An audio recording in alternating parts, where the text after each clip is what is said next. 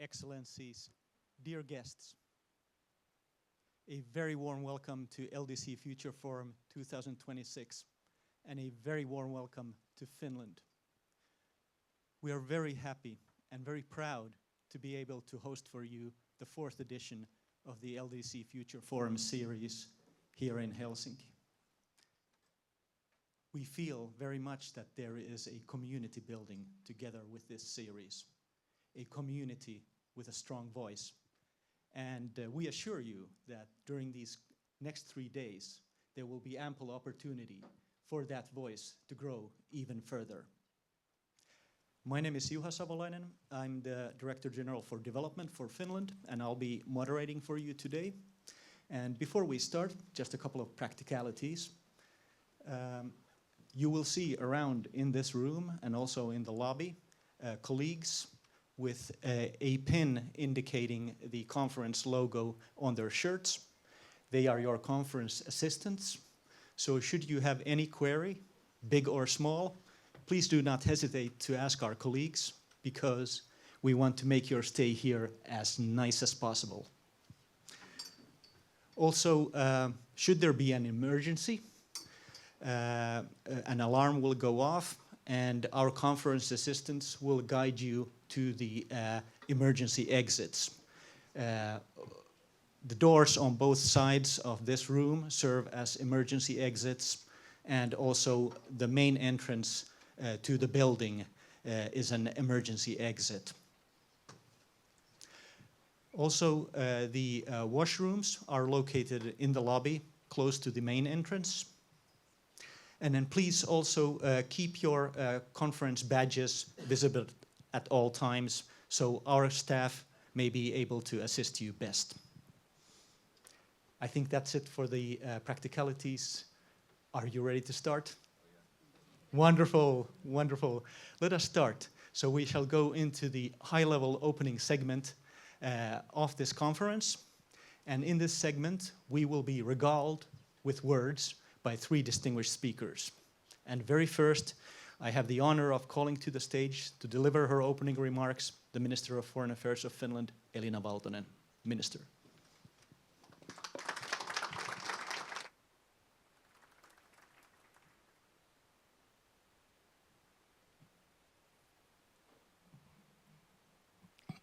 Distinguished ministers, permanent representatives, excellencies, dear guests. Warmly welcome to the Fourth LDC Future Forum and to Helsinki, where we are showing the best side of the city as we speak. I appreciate everyone's dedication and wish to thank Zambia once again for hosting last year's event, held for the first time in an LDC country. Societal transformation for the better through the empowerment of young people is a topic close to my heart. As your discussions today will show, education, innovation, and inclusive growth are key. I completed my 2 master's degrees some 20 years ago, majoring in computer science and financial economics.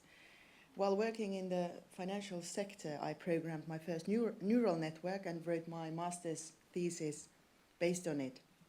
And I have been passionate about artificial intelligence ever since, to the degree that it has almost made my work redundant. Today, AI is fueling economic growth, enhancing productivity, and contributing to sustainable development. At the same time, it also raises complex security questions. As discussed at the last LDC Future Forum in Helsinki, a shared responsibility is to ensure that AI becomes a force for the inclusion of people, for inclusive progress, available not only to the most advanced economies, but also to countries and communities that risk being left behind in the AI transition. As Finnish Foreign Minister, I very often get the question, why are you the happiest country in the world? It's very difficult to explain in January, especially. My answer always turns to our people. From an early stage on, Finland invested in what we believe in. our people, the education, and ensuring that every child and every person has equal opportunities to grow, to rise, and to make a difference. This was not only, or actually this was not the case in Finland some 100 years ago. Finland was a poor agrarian country where most adults could read, but only a few could write.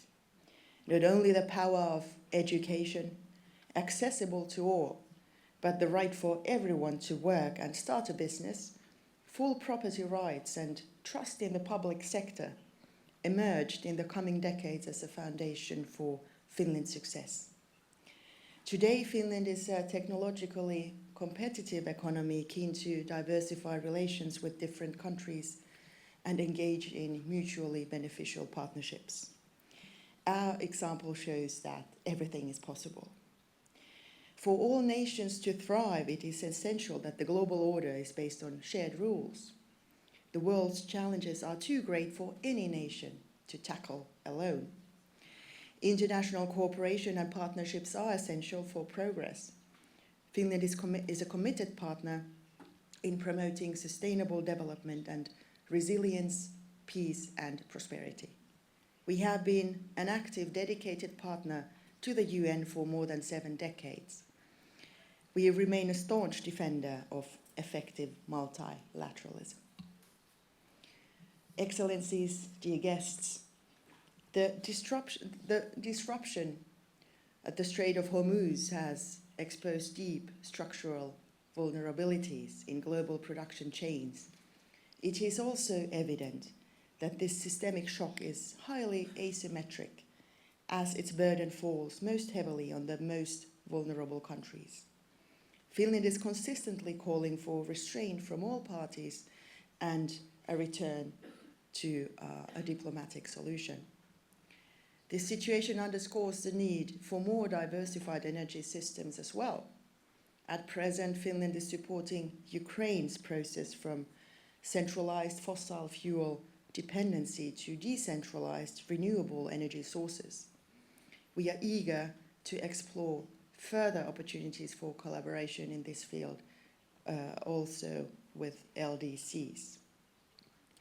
In addition to reliable and affordable energy, climate resilience is another crucial factor for inclusive growth.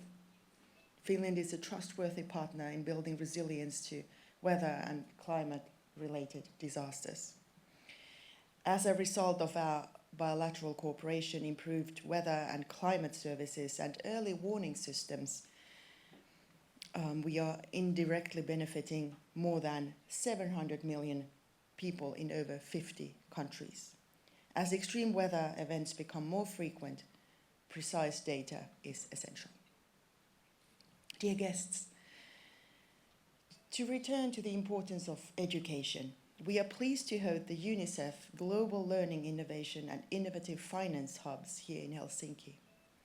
To find solutions for the global learning crisis, UNICEF is empowering teachers as co-creators of digital transformation, an approach which you can observe while visiting Finnish schools tomorrow. The Learning Innovation Hub identifies and supports developing countries' innovations and connects them with partners in countries such as Finland. In doing so, the hub helps these solutions to grow and contribute to the creation of globally competitive businesses from the global south. Finnish edtech actors such as Edu10 and Grapho Game are amongst the leaders in digital pedagogy innovations. This holds significance since displacement, disaster, and deep inequality mean more young learners are without access to education.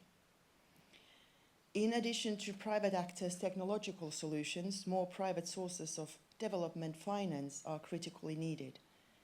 Public funding can help create an enabling environment, but lasting change requires private actors, investments, and capital.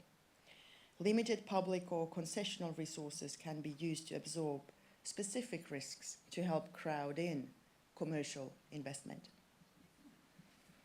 Dear participants, dear friends, In Finland's experience, youth empowerment is strongest when rooted in gender equality.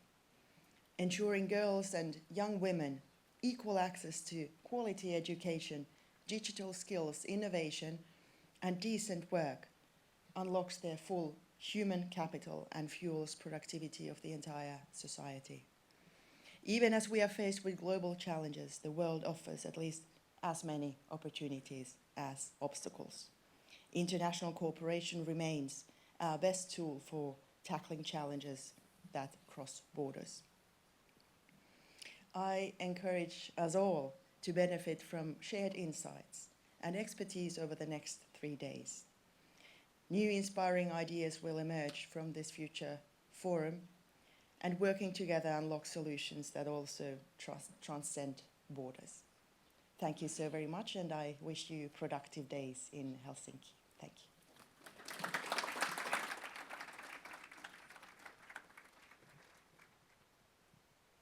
Thank you so much, Minister. And next, we will be hearing a video greeting from Undersecretary General, the United Nations High Representative for the Least Developed Countries, for landlocked developed countries, and for small island developing states. Rabab Fatima.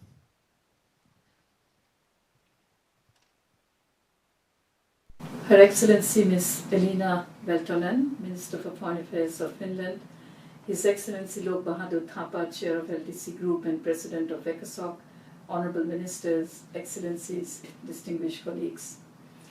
It is a great honour and privilege to address you at the opening of the Fourth LDC Future Forum. At the outset, I convey my deep regret and disappointment for not being able to join you in person due to an unforeseen indisposition.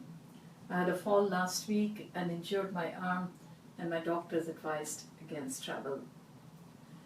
Excellencies, I wish to begin by expressing my deep appreciation and gratitude to the Government of Finland for hosting this forum for the 4th consecutive year.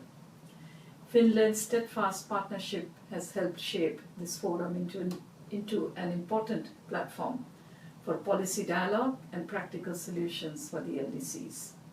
Over the past 4 years, the forum has brought together researchers, practitioners, policymakers, and development partners to engage on some of the most pressing challenges facing LDCs. And the large presence of all stakeholders and partners this year is a powerful testament of the forum's growing relevance and impact. Excellencies, distinguished colleagues, the theme of this year's forum is both timely and critically important. Around the world, conversations on youth empowerment, education, skills and innovation are gaining unprecedented momentum.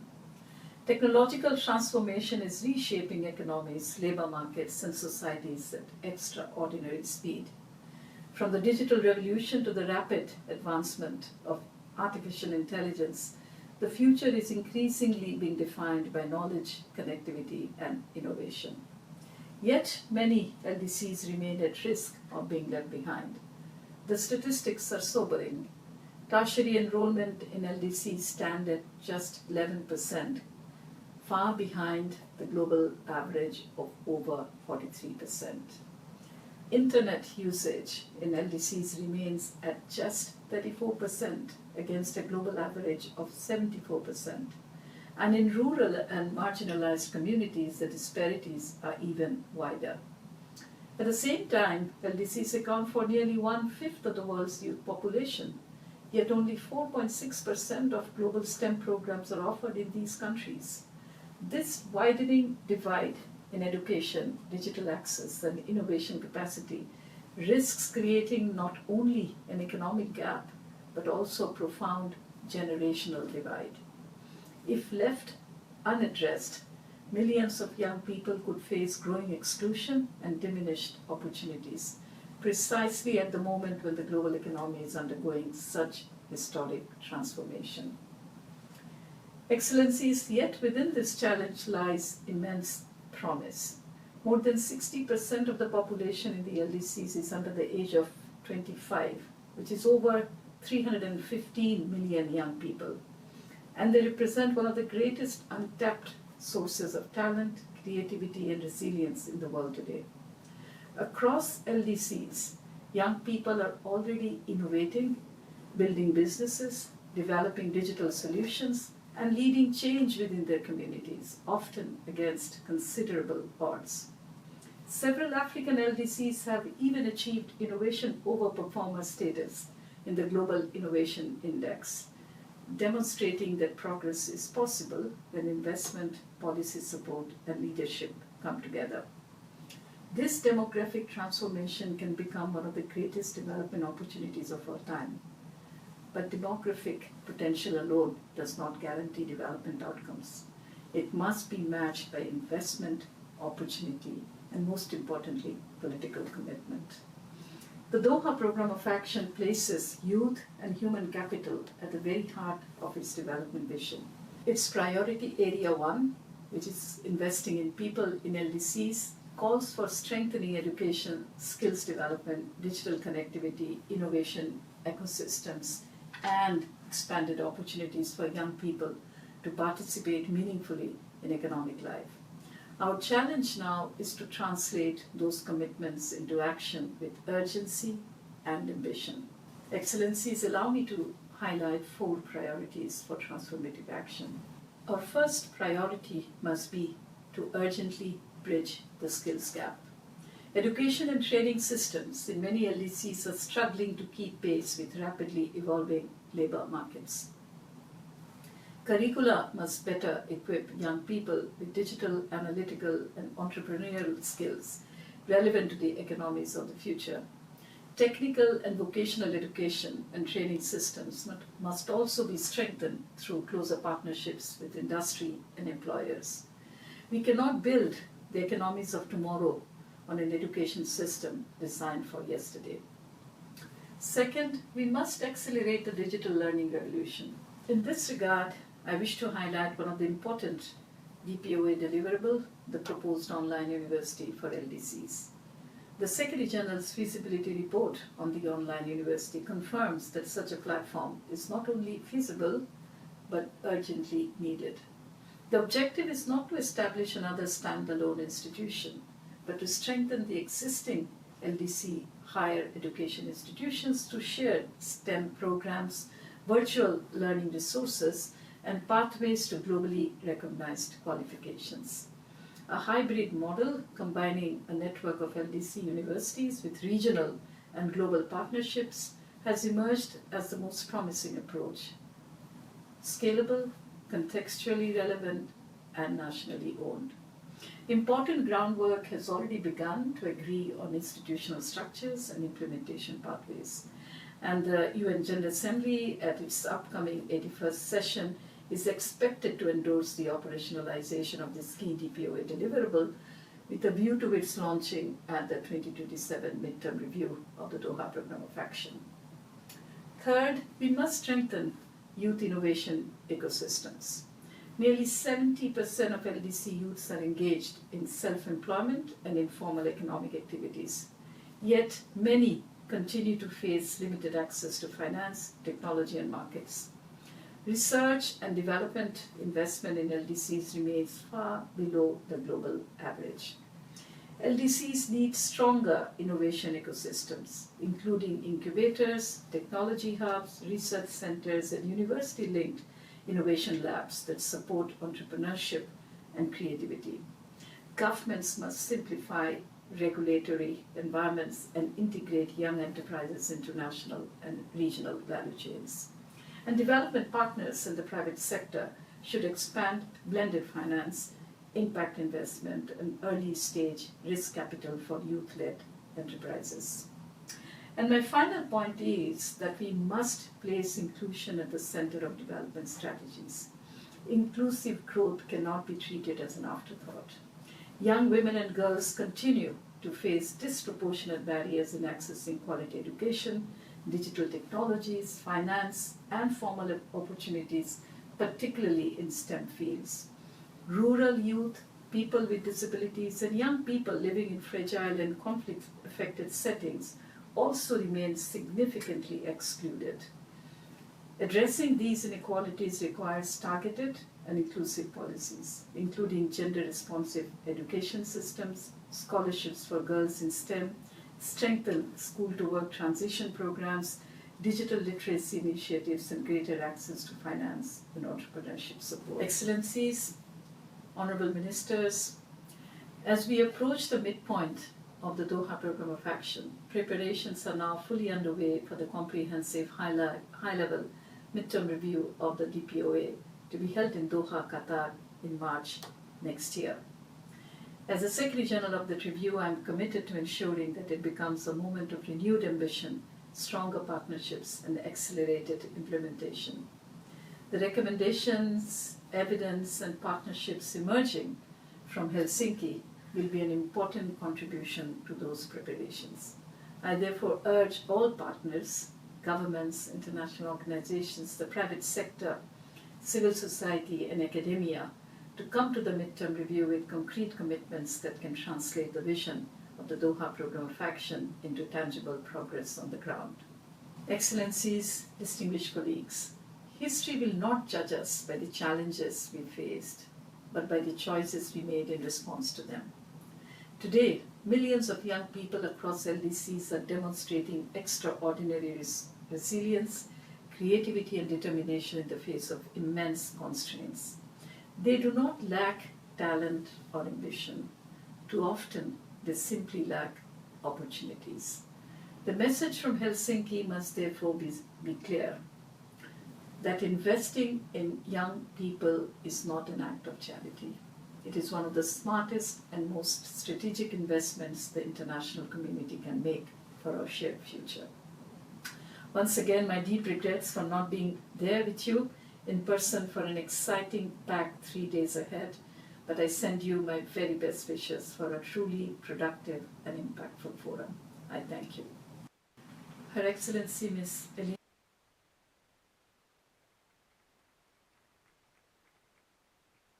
Thank you very much to the Undersecretary General for those strong words on investing for the future. And now, to complete this high-level opening segment, I have the honor of calling to the stage to deliver his opening remarks the permanent representative of Nepal to the United Nations and the chair of the Global Coordinating Committee for the LDCs group, Lok Bahadur Thapa. Excellency.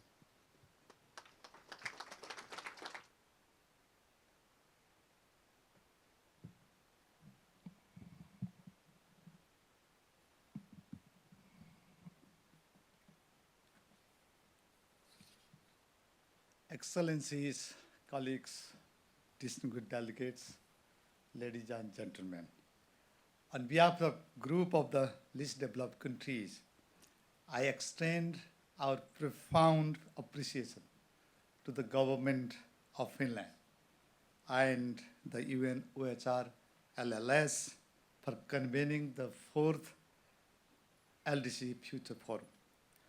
We appreciate Finland's consistent leadership as a strong partner of the LDCs, and we are deeply grateful for the warm hospitality extended to us all in Helsinki. The theme of this forum, the transforming LDCs by empowering the youth populations through educations, innovations, and inclusive growth, couldn't be more relevant and more timely. It speaks directly to the political choices before us. No platform is better positioned than the LDC Future Forum to advance a serious dialogue on the futures of the LDC youth in the LDCs. Excellencies, across our 44 least developed countries, 60 to 70% of the citizens are under 30. This extraordinary youth population is not merely a statistics. It is our greatest strategic asset. It is our engine of renewal, and it is the foundations of our inclusive growth and the transformations.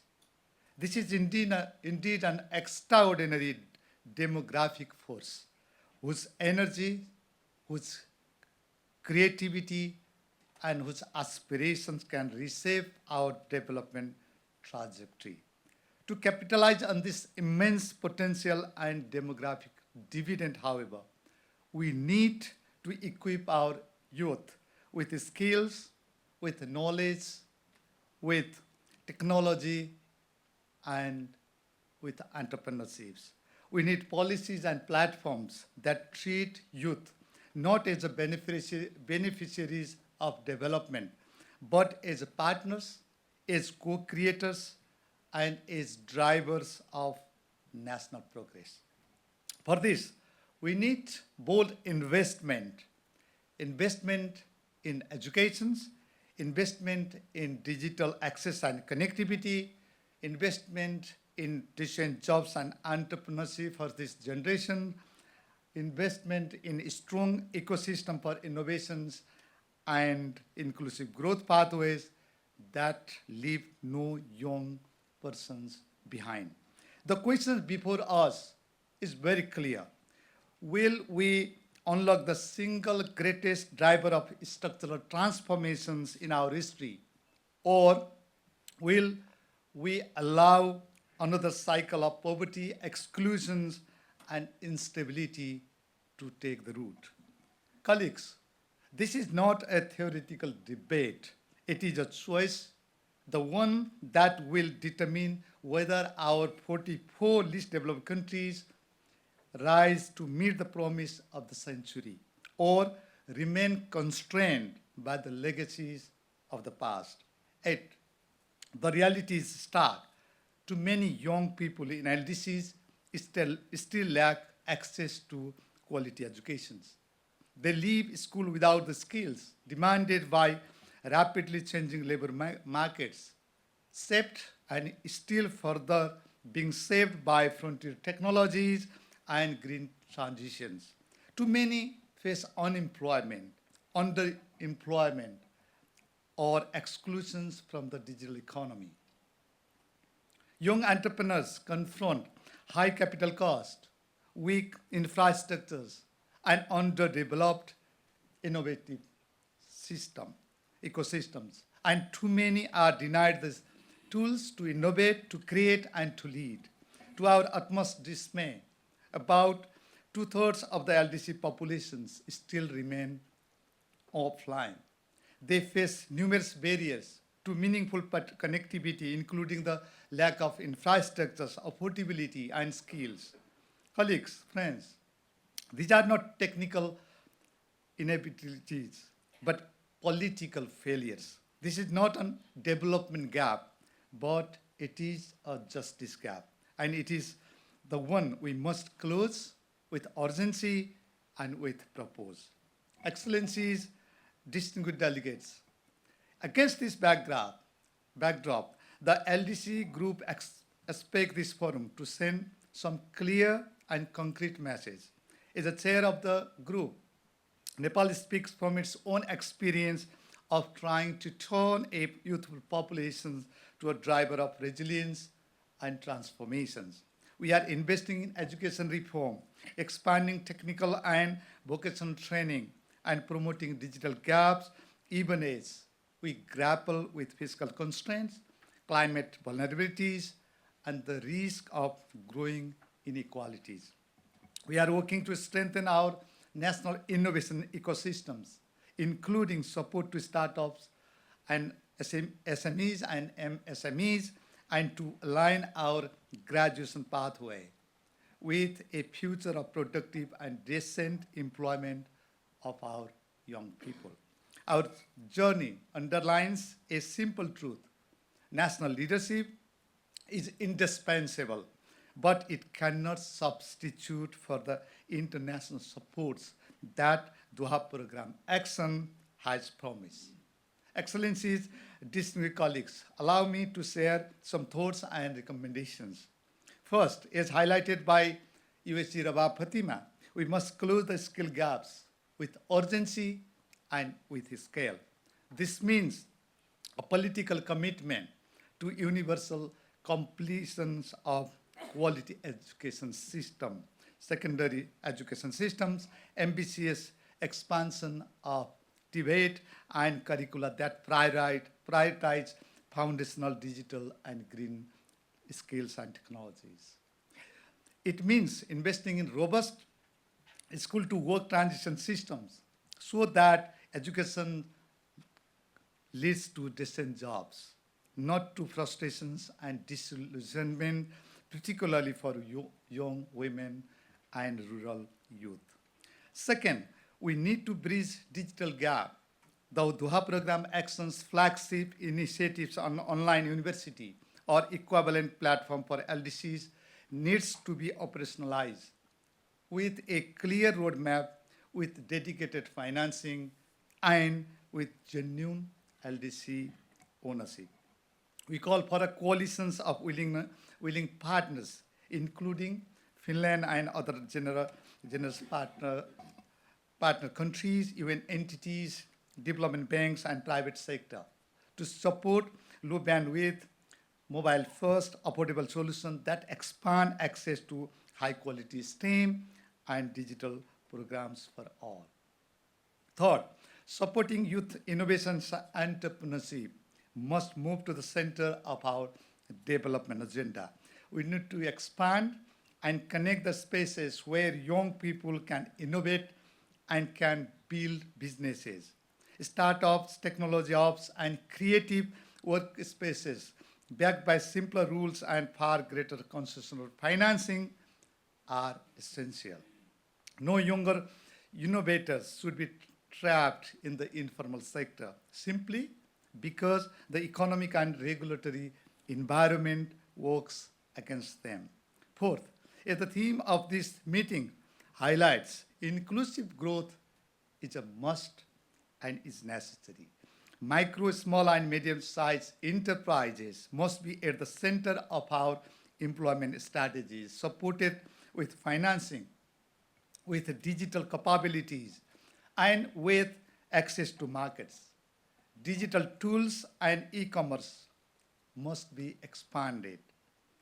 We must ensure real economic opportunities for women, persons with disabilities, and those living in remote or crisis-affected areas. Because if the digital and innovation transitions simply widen existing gaps, they will undermine the very transformations we seek to achieve together. Fifth, a stronger partnership is critical to achieve all those transformations. No least developed country can unlock the full potential of its youth in isolation. We need global partnership that strengthen education systems, that expand meaningful digital connectivity, and that create decent jobs, and that build innovative ecosystems where ideas can grow into enterprises. We need development cooperations and private finance, as highlighted by the minister, that drives truly inclusive growth, reaching rural communities, uplifting young women, and empowering young entrepreneurship. For this, we need a broad coalitions of governments, multilateral institutions, the private sector, civil society, and philanthropic organizations working together to turn the promise of youth into the progress of our nations. Excellencies, dear colleagues, the forum is part of a larger political moment. Its outcomes will feed directly and visibly into the comprehensive high-level midterm review of the Doha Program of Action. The LDCs expect that the evidence, policy options, and commitments generated here in Helsinki will translate into concrete deliverables at the midterm review being held in March 2027 in Doha. As the chair of the LDC group, I wish to emphasize that empowering our youth through education, through innovations, and through inclusive growth is not a side issue. It is the litmus test for the credibility of the Doha Program actions and the 2030 agenda in LDCs. It is in fact the litmus test of multilateralism itself. If we fail young people in the poorest countries, we fail the global partnerships as a whole. We believe that if we choose to act with ambitions and urgency, we can still turn, if we choose to act with ambition and urgency, we can still turn the decades into one of the real opportunity and transformations of our country's entire 44 LDCs. The LDCs stand ready to do our part. Our youth are ready. The world must be ready for them and for now. We call upon all partners, first among the Finland and all friends assembled here, to reinforce that resolve through support that is tangible, that is reliable, and that is scaled to meet the challenges before us. Looking forward to a very productive sessions. Thank you so much.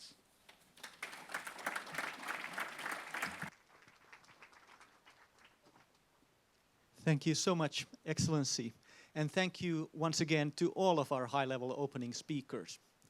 And now we shall move into what is called the setting of the scene. And this is a segment of the program which also entails a Q&A. So please be ready with your questions and comments, for I'm sure that the next speaker will incite those questions and comments. The next speaker is someone who is a tech entrepreneur, an investor, a public sector advisor. He is behind Go1, which is one of the world's leading workforce learner platforms, which today has more than 50 million users and some 60 governments affiliated to it. The Go1 has a market valuation of $2 billion today, and it is one of Africa's first unicorns. Our speaker today is also a graduate of Cape Town University, of Oxford University, and he's also a Rhodes Scholar. Please help me in welcoming to the stage Melvin Lubega.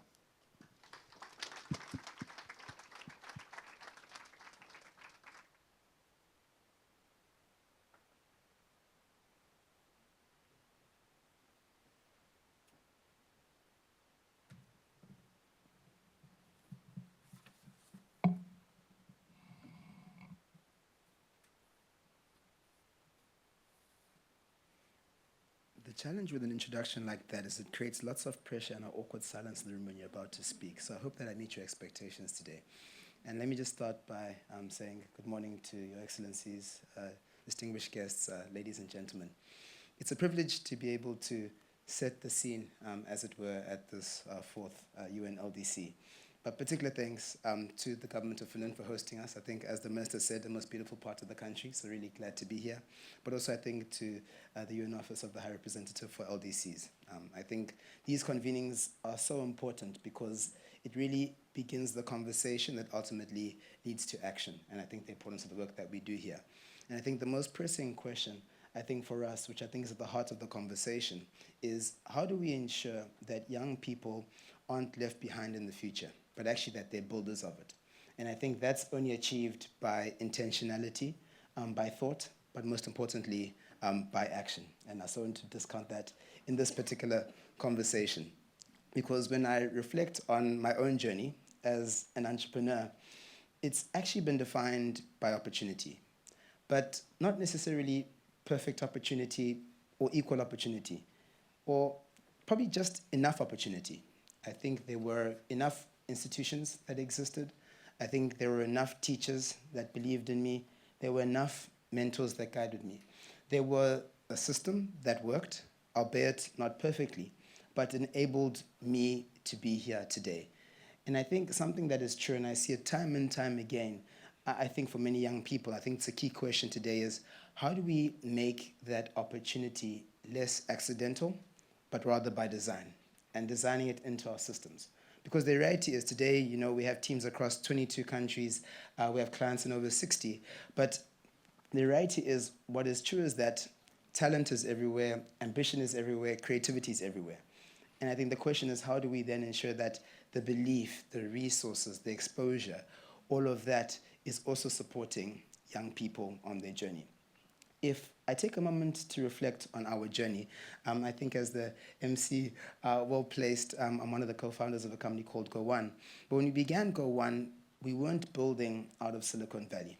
We were young Africans, young people from Australasia, ultimately trying to tackle a problem that we deeply understood. How do we improve access to high quality learning opportunities?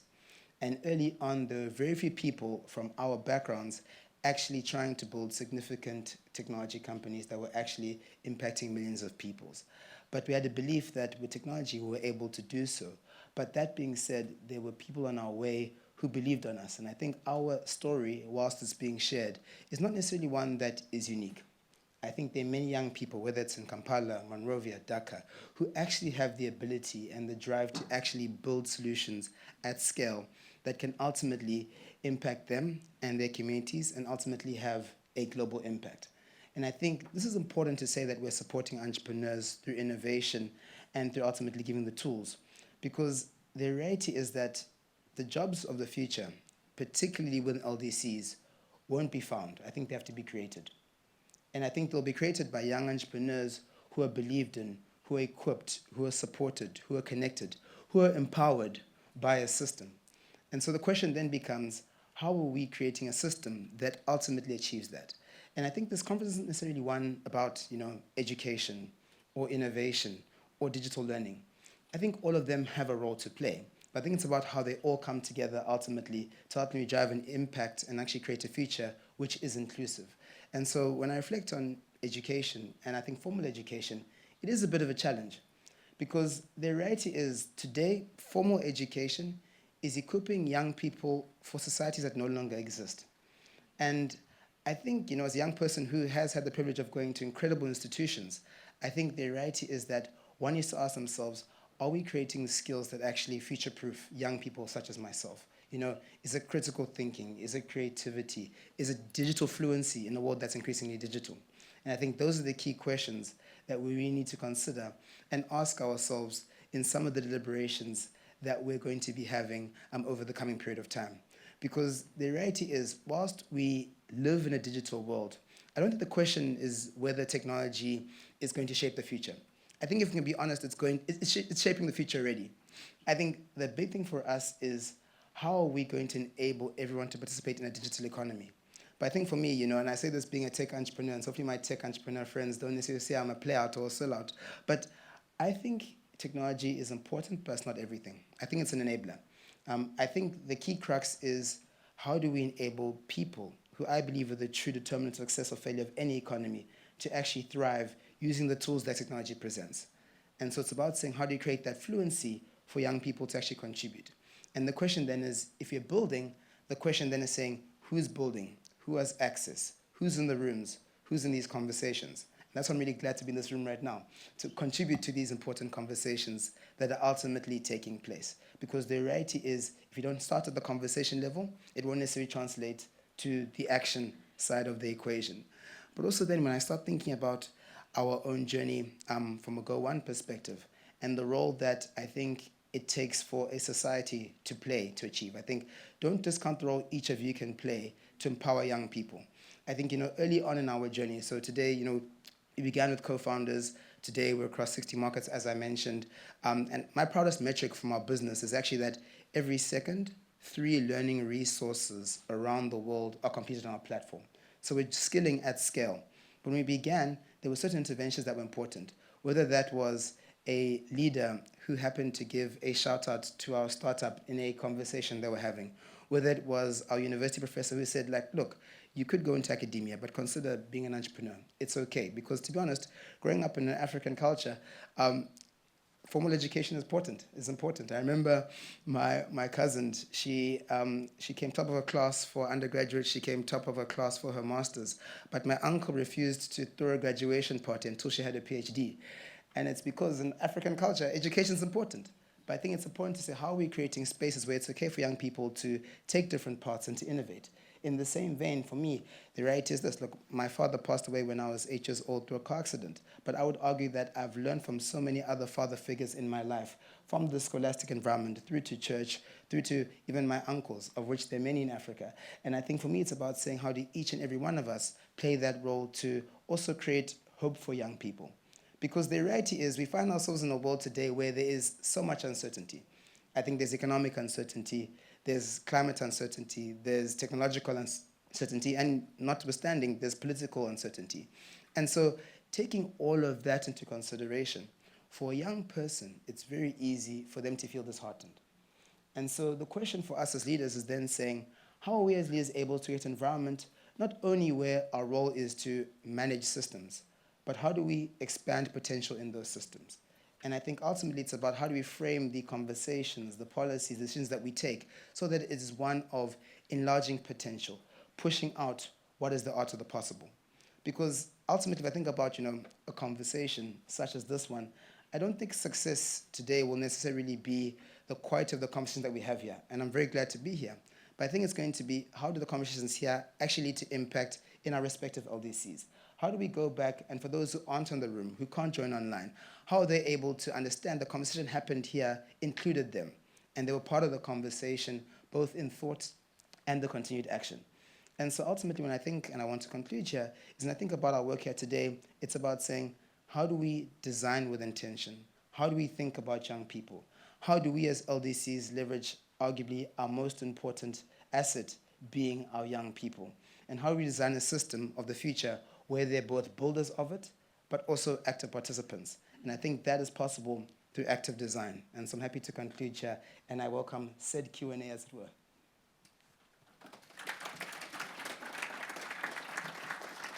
Thank you so much, Melvin, for your strong and powerful words. And please remain on the podium. Let me see if there's any commentary from the floor. Please, there in the back. Thank you very much for the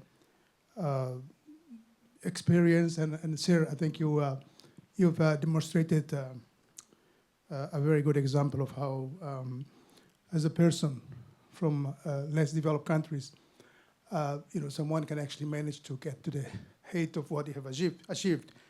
I'm from Timor-Leste, which of course has no much difference with the countries that actually most of the people in this room come from. I mean, you had a privilege to, experience such a very good,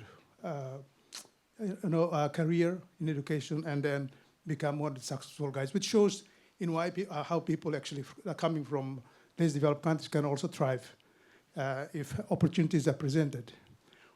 What do you think, in the era of digital AI and digital development, are there non-negotiable pillars that actually education system needs in the least developed country to make sure that, we can also thrive, as other countries in the world? Thank you. It's such an important question. I'm happy to take them one at a time, because I think in a digital era, I think the skills one requires to thrive are very different as they were before. But I think the biggest, and I would argue the most important skill one needs to acquire is one of intellectual curiosity. And I'd say intellectual curiosity because one should be able to be curious, but also to question what they see. Because I think if you ask questions, why? And I'm sure many leaders in the room have had these similar issues where, you're producing a policy paper, someone runs it through ChatGPT or some LLM, and there is a fictitious, let's call it reference that appears, let's say, in that particular document. And I think by being intellectually curious, one is able to ask the question, why is this the case? Is that actually the source? And I think it comes from a point of actually building that. So this the hard skills of, can you build a model, use the MCP to connect to your whatever Claude and do that kind of stuff. I think it's more so just being curious and being able to ask the question. And I think just to tie back, I think it's about then saying, how do we create spaces and cultures where young people can actually ask those questions? Because I grew up in an education system where it was unbecoming to ask a teacher why. And I think it's about creating that almost go back to the Socratic approach of thinking. We can ask the question, why is this the case? And I think that's what's missing. I think needs to be brought, particularly in an AI world, beyond technology. Then we had the gentleman next. Good morning.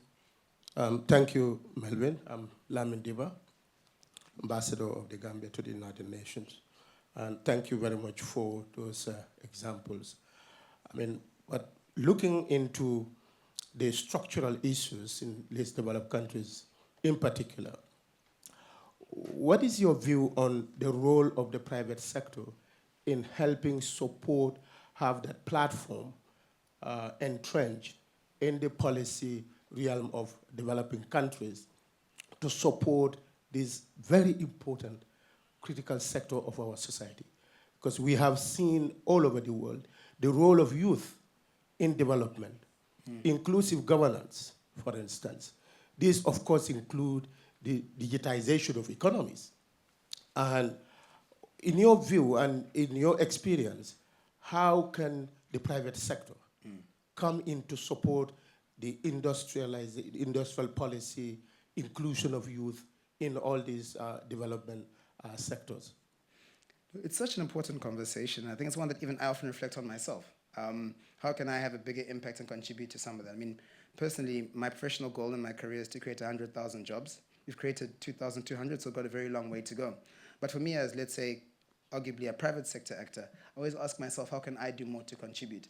And I think often, for I'm an actuary by training. I did more stats and maths, but I also did a master's in public policy. And often when I'm brought in to advise, typically policymakers and political leaders, the question is often asked, like, how can we contribute? And I think there isn't enough dialogue at the outset of, so for example, it's not necessarily, I wouldn't ask the question of how can a private sector player, let's say, support policy. I think the question is more so how can they be alongside creating that policy? Because often they feel as though they're left behind in the process. But that being said, I think once one frames the benefits of what we're trying to achieve, and I say we as in the collective we here, is that it should be a LDC Inc. or X country Inc., as opposed to it being a government initiative or it being a policy initiative. And I think when you reframe the conversation, particularly around saying, like, look, if we're able to work together, the benefit of this also benefits the private sector. So for example, I advise some governments on digitization programs. And often when you think about digitization, you think about, let's say, digital IDs or payment gateways or data exchanges. But the reality is, if we get those things right, the economy benefits because people are able to transact more, they save more, they spend more, they feel more engaged with the economy. These are factual things. And so I think when private sector realizes that, they want to come to the table. And so the question then is, we need to then frame the work that we're doing in a frame that shows how a rising tide raises all the ships. Since I'm here in Finland, I'm trying to channel my inner ocean here. But in the same vein, we think about what role can they play specifically. I think often we limit the private sector's role to funding or to employing people. I think they can play a bigger role because many companies in our countries have multilateral perspectives. And so how do you bring the best in class from different countries and operations into your particular policies? And so one, I think it's about defining what success is so they can be part of it. But I think in the same vein, also being clear but not limiting their role in achieving that. Do you have any more questions for there and here in the front? Perhaps if you allow, Melvin, we can take these together. I'll do that, thank you. Thank you, Mr. Lubiga. You have highlighted the power of education and EdTech in unlocking the potential of youth in LDCs. Education, particularly EdTech, is one of the most powerful tools to reduce inequalities between the urban centers and marginalized rural communities.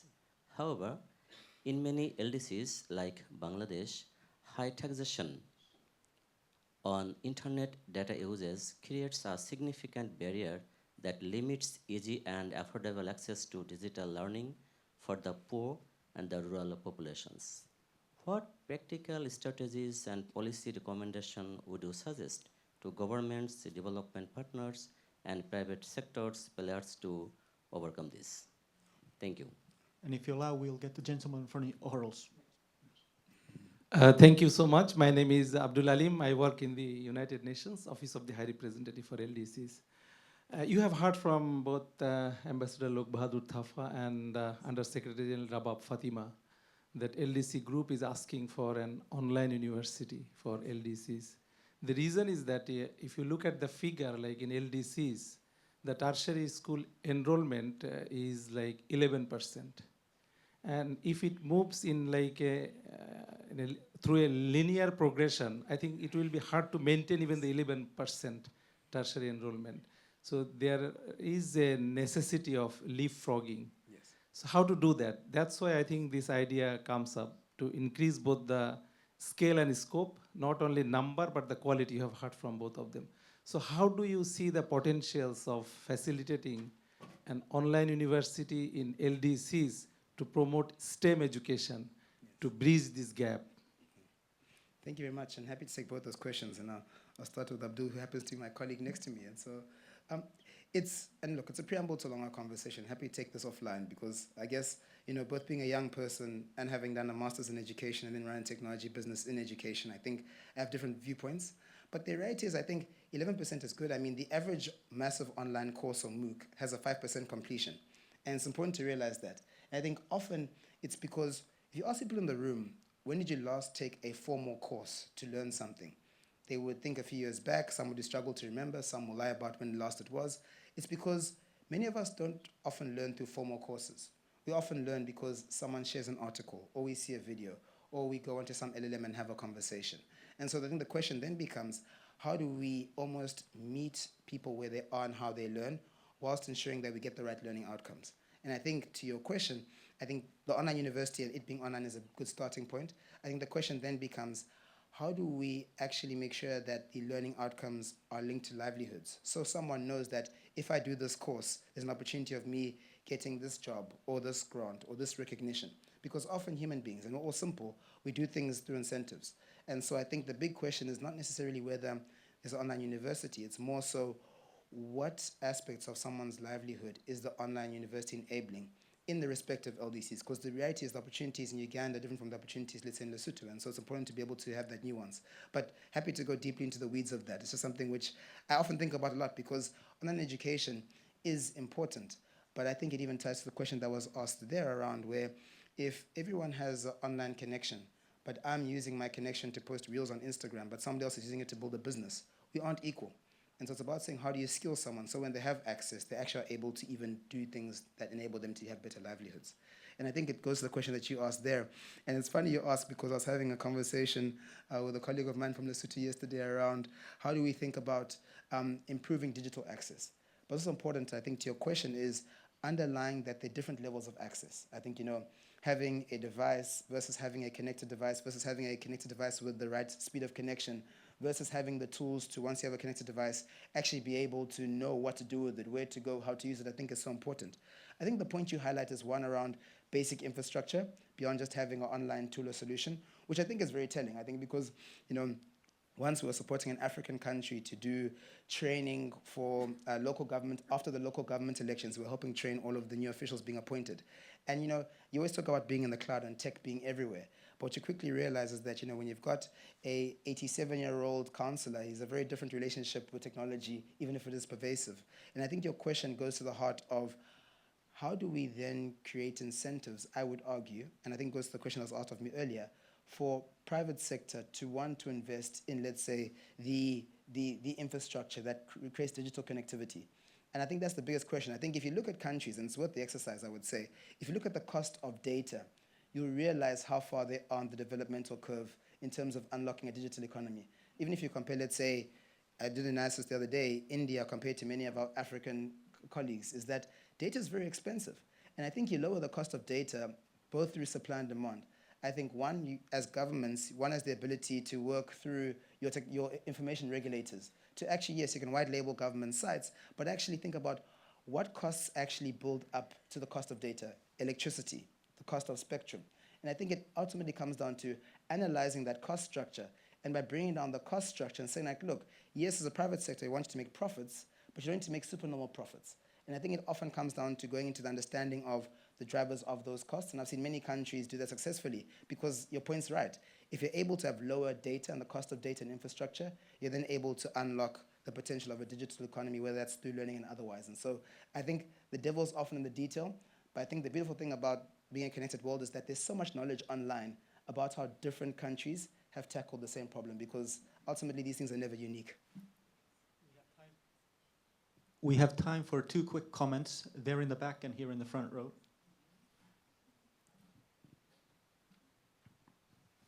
Thank you very much. My name is Tapio Vahtola. I'm with UN Global Pulse, which is the Secretary General's Innovation Initiative. And thank you very much for the invitation and for colleagues at OHRLS and MFA for convening. And thank you, Melvin, for that wonderful intervention. You mentioned that young people are the most important asset of the LDCs, and I believe you're absolutely right. But then, the looming tech dependency is not really an IT issue. It can become a real structural issue for the Global South.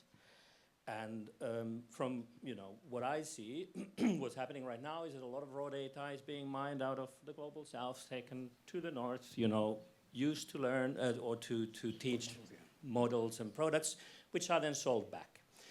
So my question is quite direct. How could we, in your view, break this cycle of digital dependency? How could we, or what concrete mechanisms, policy changes would be needed so that we could actually provide for the youth of LDC to be building their own sovereign AI architecture and sort of local architecture and local infrastructure for local solutions, for local purposes, for local market, and then even for export? I know this is a big and sort of a complicated issue, but I'd really love to hear your views on that, either here now and perhaps as well bilaterally. Thank you so much. Melvin, we'll be taking 3 in a row, so I'm ready. It's going to be a bit of a challenge, but... Good morning, everyone. My name is Heidi Skruderis-Fox. I'm the Finnish ambassador to Geneva, and thank you so much for your very inspiring words. I will be very quick.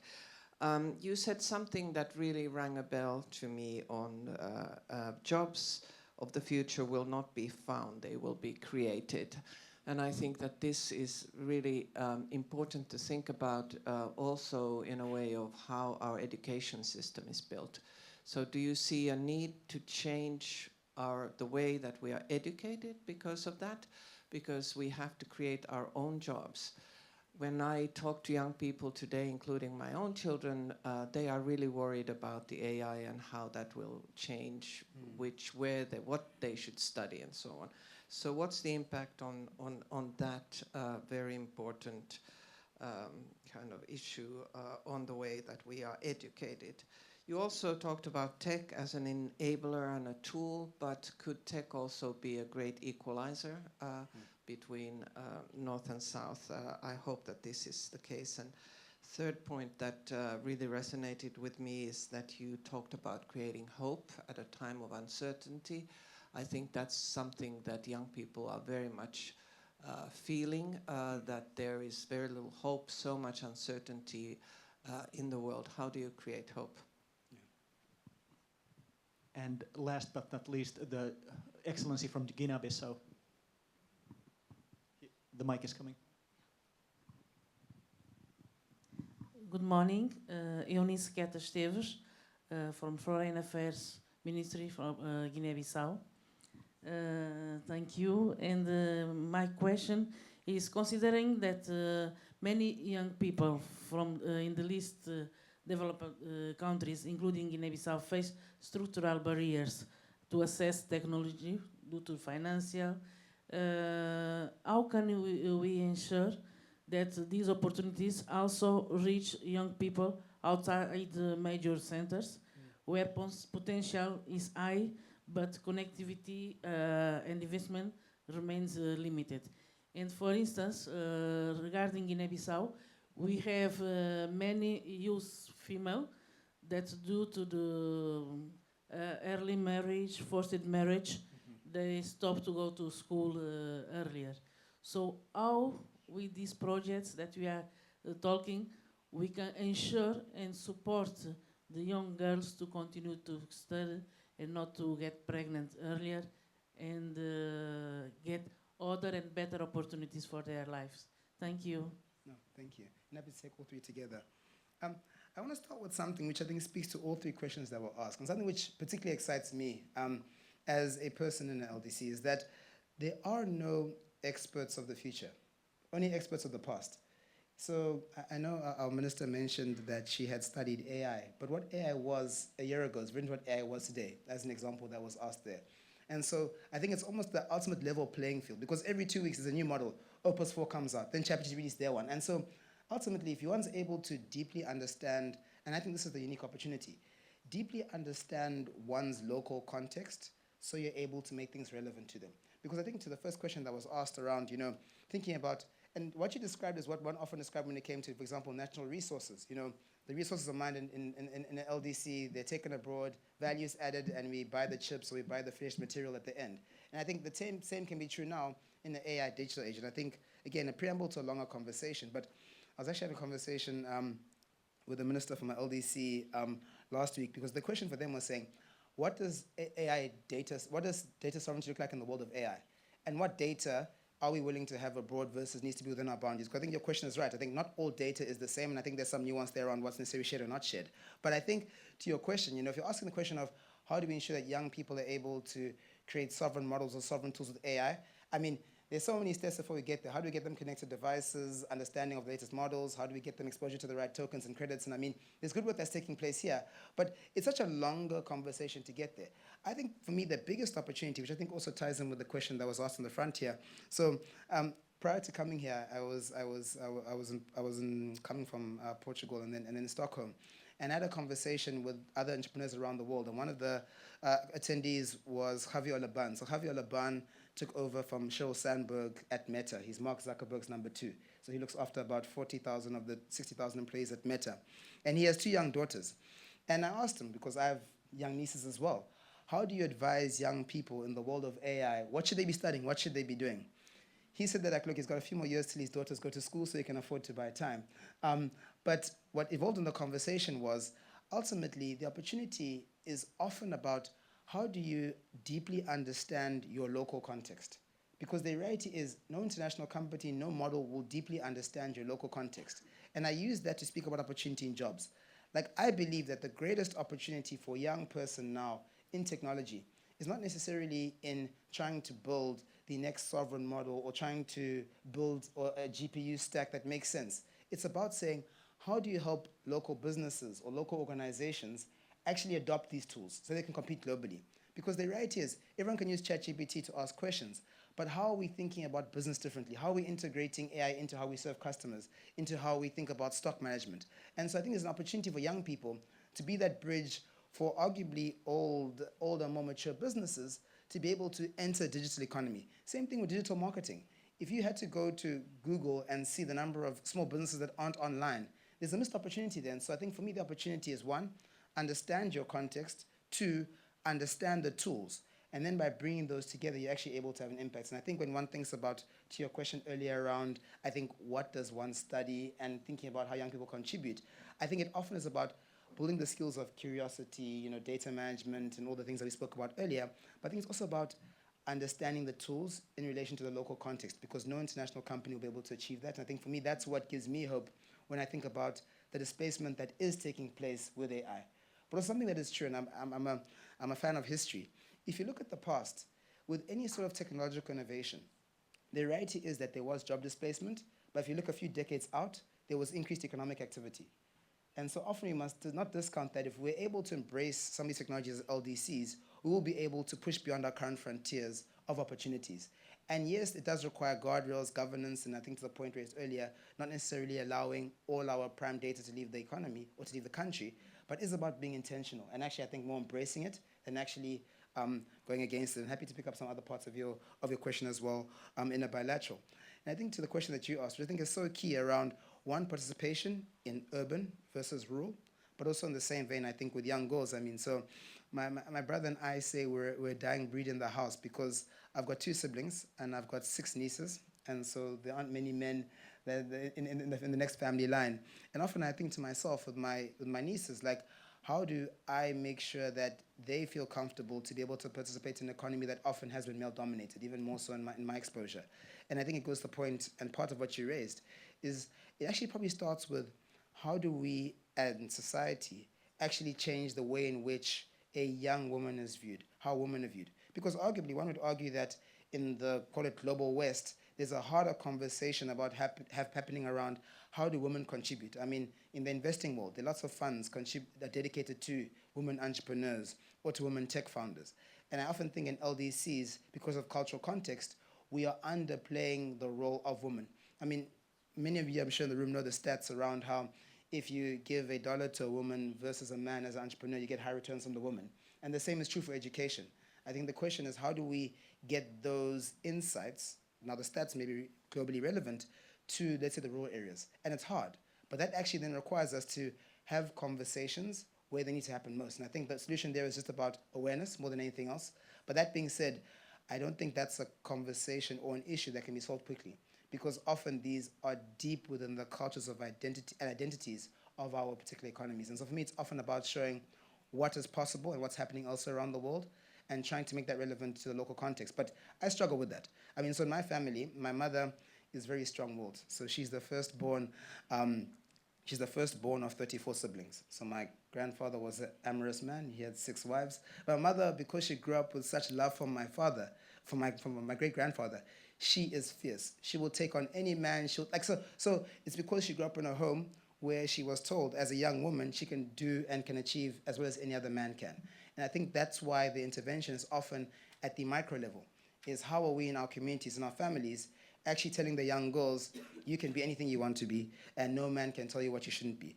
And I think that often starts in the micro more than the macro, but I think it's a good conversation to be had. One more big hand for Melvin Lubega, please.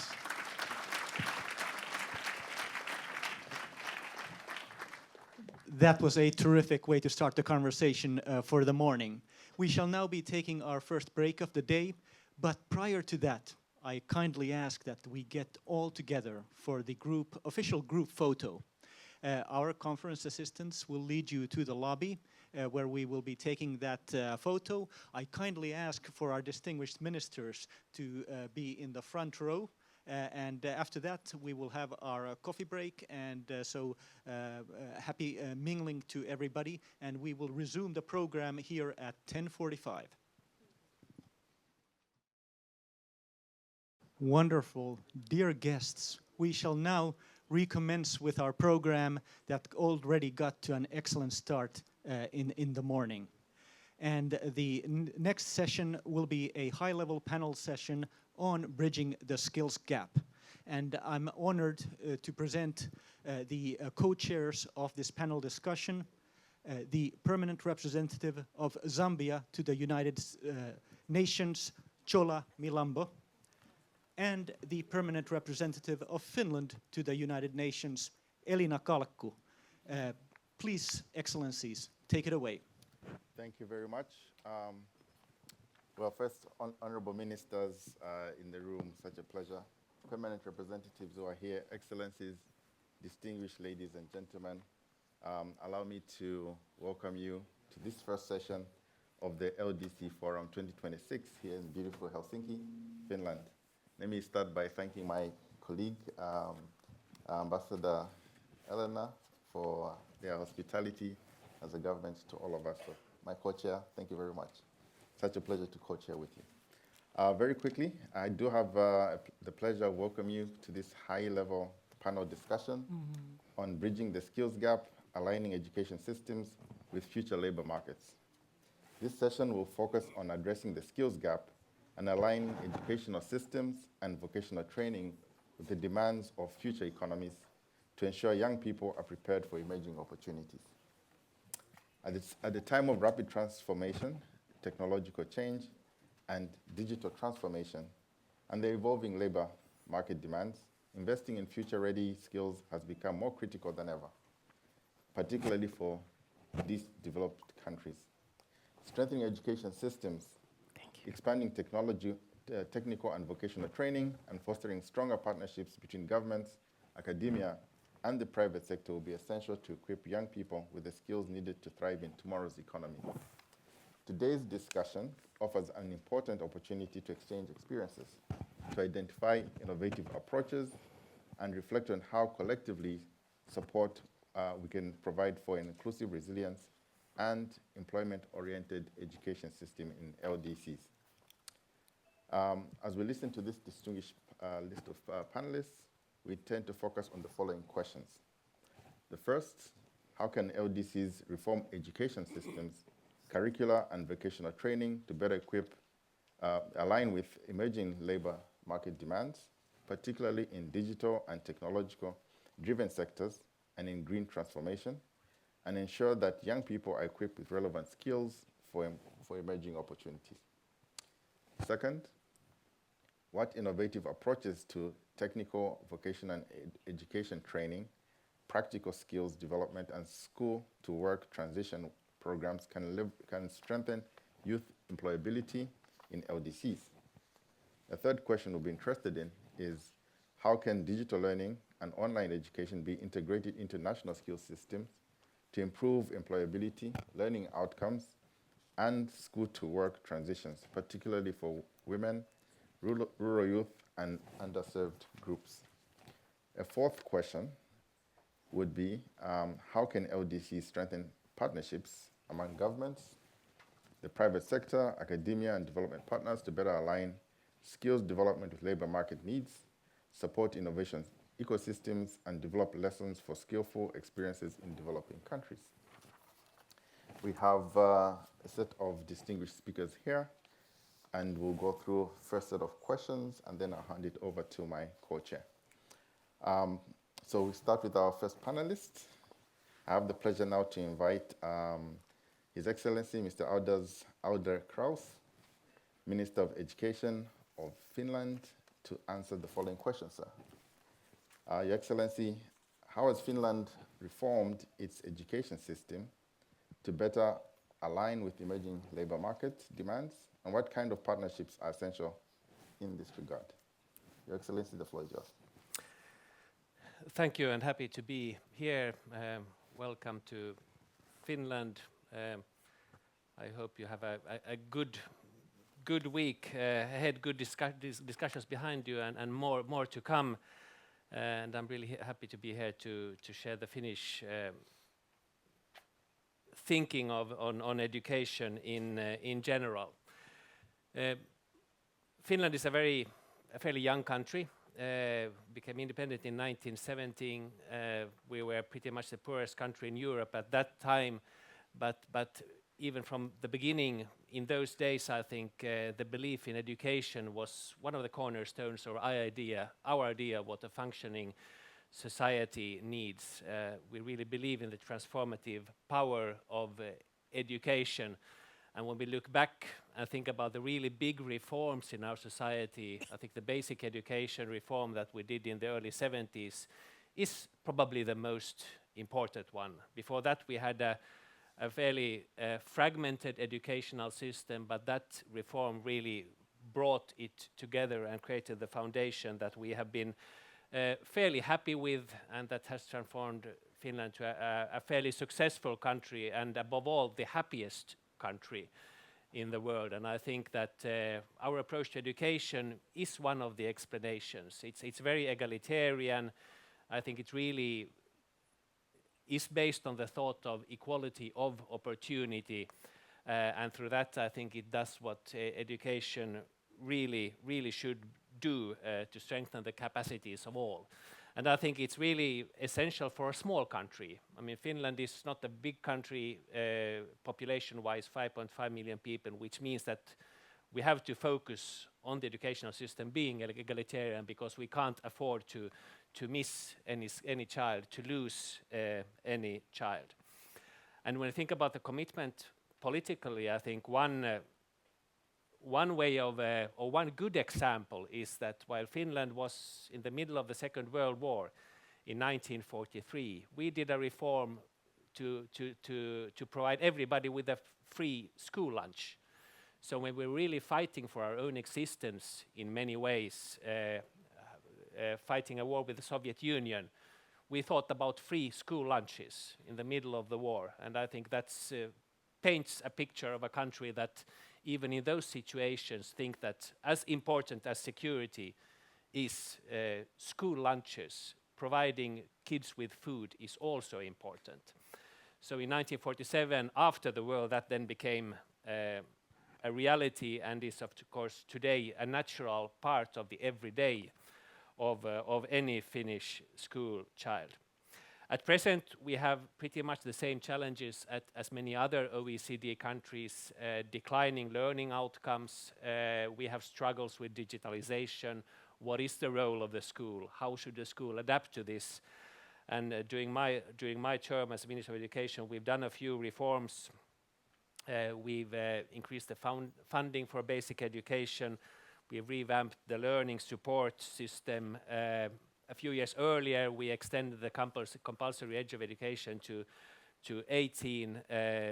We have as a goal that at least half of our young population should have a higher educational degree. We have a national commitment of increasing R&D spending to 4%, of which one third more or less is public spending.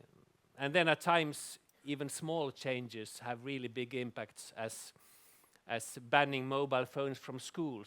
I think that we did last autumn seems to have done.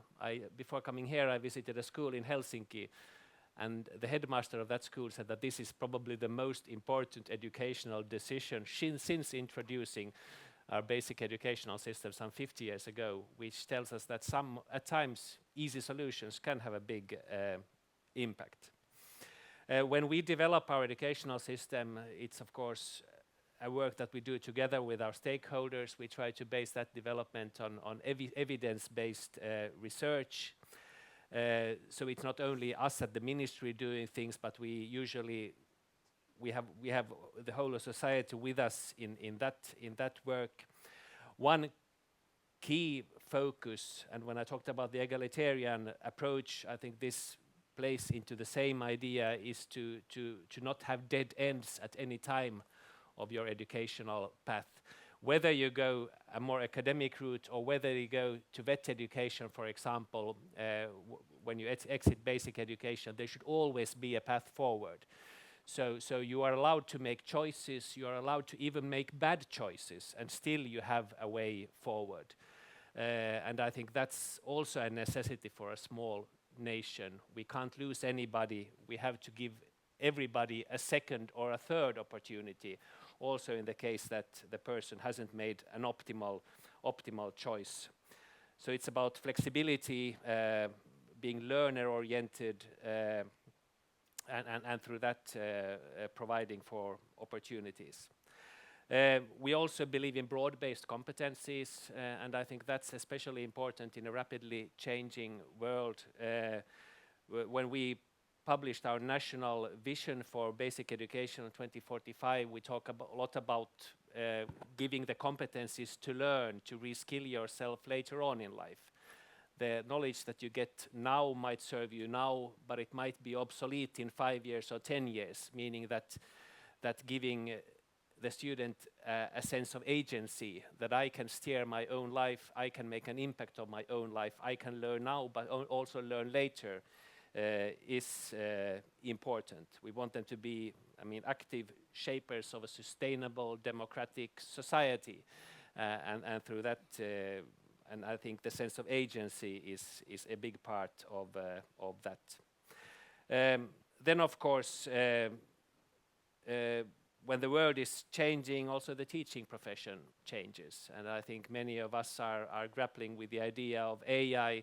What does that do to the teaching profession? And especially in a time of rapid change, I think it's important that you not so much maybe focus on ready solutions, but on teaching general competencies, digital literacy, AI literacy, the tools that the kids need so that they can be critical thinkers and navigate in a world where they are bombarded with information and where you actually have to ask critical questions all the time so that you can distinguish good information from bad information. And I think that is essentially also a democratic skills in many ways. Many of our societies are being bombarded with misinformation. That's very much the case in Europe. Misinformation tries to sway elections, tries to rupture our trust in society, and so on. And if you're critical, you can withstand those trends and those efforts. Then, of course, for us, cooperation globally is very important, and that's why I'm happy that we have UNICEF's Global Learning Innovation Hub here in Helsinki, and through that we can learn, but also in a way extend our experiences outside of our borders. And of course, I think international cooperation is really important in a time when we know that 270 million children are outside of education at present. So whereas we have a very good situation with the availability of teachers, teacher availability globally is really a big challenge, and through that also the availability of education in general. We are also, of course, happy to be a part of the UNESCO-coordinated SDG 4 High-Level Steering Committee, and that's, of course, an important platform to do this international work where we are really happy to be a part of. So I will conclude with that, but I'm really happy to have you all here and looking forward to good discussions on education and everything connected with it. Thank you. Thank you very much. Thank you very much, Your Excellency. We recognize there's a lot to learn from Finland, your experience, equality of opportunity is very important. We'll quickly transition to our next speaker, His Excellency Ismail Nabe, who's Minister of Planning and International Cooperation and Development of Guinea, to answer the following question, Your Excellency. What is a similar question? What policy reforms and cross-section partnerships are most critical to ensuring that education and skills development in Guinea respond effectively to evolving needs of the labor market, particularly for young people? Your Excellency, 4 to 5 minutes. Thank you very much. Thank you, Minister. And then it's a great pleasure for us to be here in this beautiful city of Helsinki, but also the warm welcome to the people of this land. Then I was speaking to the Minister of Foreign Affairs earlier this morning. The question that rises, Guinea, our country, before I start answering, because you have a couple of Guineas in Africa and the Pacific. I believe you have Guinea-Bissau, you have Papua New Guinea, you have Equatorial Guinea. My Guinea is the real Guinea in West Africa. So I'm not saying that those are not, because basically to differentiate what the Guineas are. But to come to your questions, our country are blessed by natural resources, but what Guinea has done so far, resources are good, but I think amount of resources you can have underneath of your land, the most important thing is the skill, is human capital. And Guinea, with the leadership of His Excellency, the President Mamadi Doumbouya, we just drafted our national economic development blueprint for the next 15 years. That economic development blueprint is based on 5 pillars beyond agro-industry. The second pillar is education and culture. We believe that education needs to embed it to our culture. Usually we do some education that we forgot our own culture. Example in Finland, example in Southeast Asia, education is embedded to our culture. For us, the most important thing though is our culture linked to our education. But also, we just finished learning the sensing of schools, because most of the time we don't even know how many kids are in one school, in one classroom. We don't know how many schools are. Private school, public school, everybody's creating school every day, there's no competencies. My colleague Minister of Education, I'm in charge of planning, but the statistics under my department, we need to make sure to know, to have location every school in the country that will help the school funding, but also school feeding. Most of the kids, the fact that they are giving meals, they will come to school. It's healthier, education savvy, but will help them to come on board. The economic development blueprint that we are using, the first thing that we created called Simandou Academy. Our national blueprint name is called Simandou 2040, the next 15 years. But we just have an education called Simandou Academy, whereby all the resources, especially the iron ore project, 25% of the revenue will be used to send kids to our international school, but also to develop infrastructure in the country. For us, it's extremely important to have manpower, but also human capital. Our national blueprint is based, the foundation of that national blueprint is called human capital. So for us, it's extremely important. I just finished also the census of the population. Guinea, we have 51% women. but we have 75% of our population has less than 35 years old. It's both an opportunity, but it can be a challenge. Opportunity, we gotta create job, we gotta give them skills. Not only school, but TVET is equally important. Because if we don't train these people, we're gonna import manpower, talent to the country. So for us, it's extremely important. You just mentioned international cooperation. We know that education will create knowledge, but cooperation and partnership will transform that knowledge into job creation, into innovation, but also most important thing in the economic upbuildment. For Guinea and many countries in Africa, we believe that education is the key. And then most of LDCs countries as well, we need to focus on what we call education. But also is extremely important, our point of views, that any country, no country in the world can develop without proper education, food security, but also, technical empowerment, technical proficiency. Guinea is carrying that momentum, not only for our part, but also in the regional blocks. We are talking to our country, neighboring country. I've seen Guinea-Bissau here. We have Sierra Leone, Liberia, all these countries to have a common goal, co-construction. We need to go, prosper your neighbor. Prosper your neighbor in terms of resources, but prosper our neighbor in terms of education. We are all sitting here today. I think yesterday I was talking to many young and then talented people working in the ministries, be advisors or directors. Today, the time has come for Africa to change the paradigm. And Finland is a great example because I was told yesterday that it's the happiest country. I was reading that one when I was landing. And then when I saw the lady singer yesterday, that shows us that it's very happiest country. And then also your education has been, tested and has been called one of the best education systems around the world. We need to learn that we call cooperation. But apart from the cooperation, North-South cooperation, we believe we need to go for South-South cooperation. There are many things as well. In Bangladesh, we have a great thing that you can learn from there, from Laos, from Zambia, from Sierra Leone, from many other countries that I've seen it today. But during the discussion, we can learn small things. Maybe we think it's small, but it can change the whole paradigm of our education system. But all in all, I believe that education, the title that we are here today, is extremely important. And Guinea is willing to carry whatever we learn here today to our peoples, but also our region. And then not only in West Africa, but Africa as a continent, but beyond the South-South cooperation. Donc, in conclusion, Guinea, we have mapped up our national development blueprint, the Simandou 2040.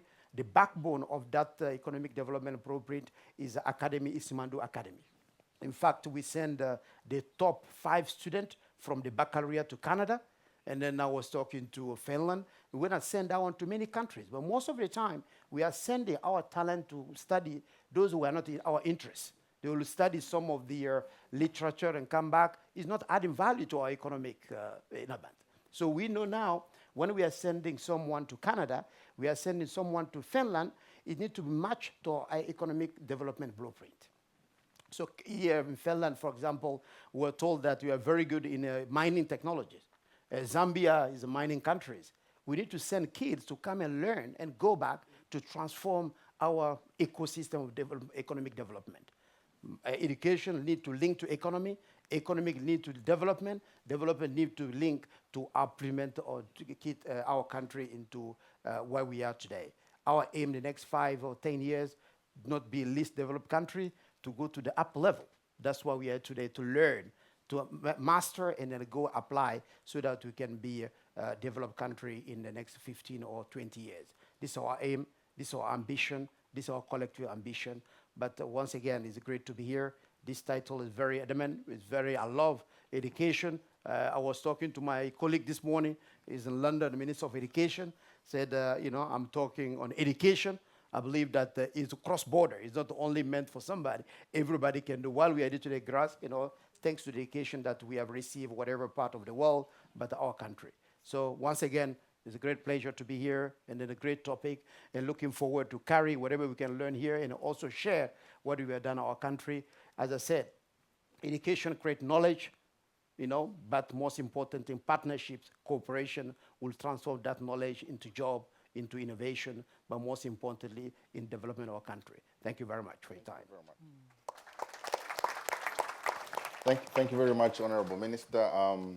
Indeed, no country can advance without a good education. Couple of cross-cutting similarities here. I see prioritization of education between the two speakers so far, and I also see the school feeding program as fitting in there somewhere, so very interesting.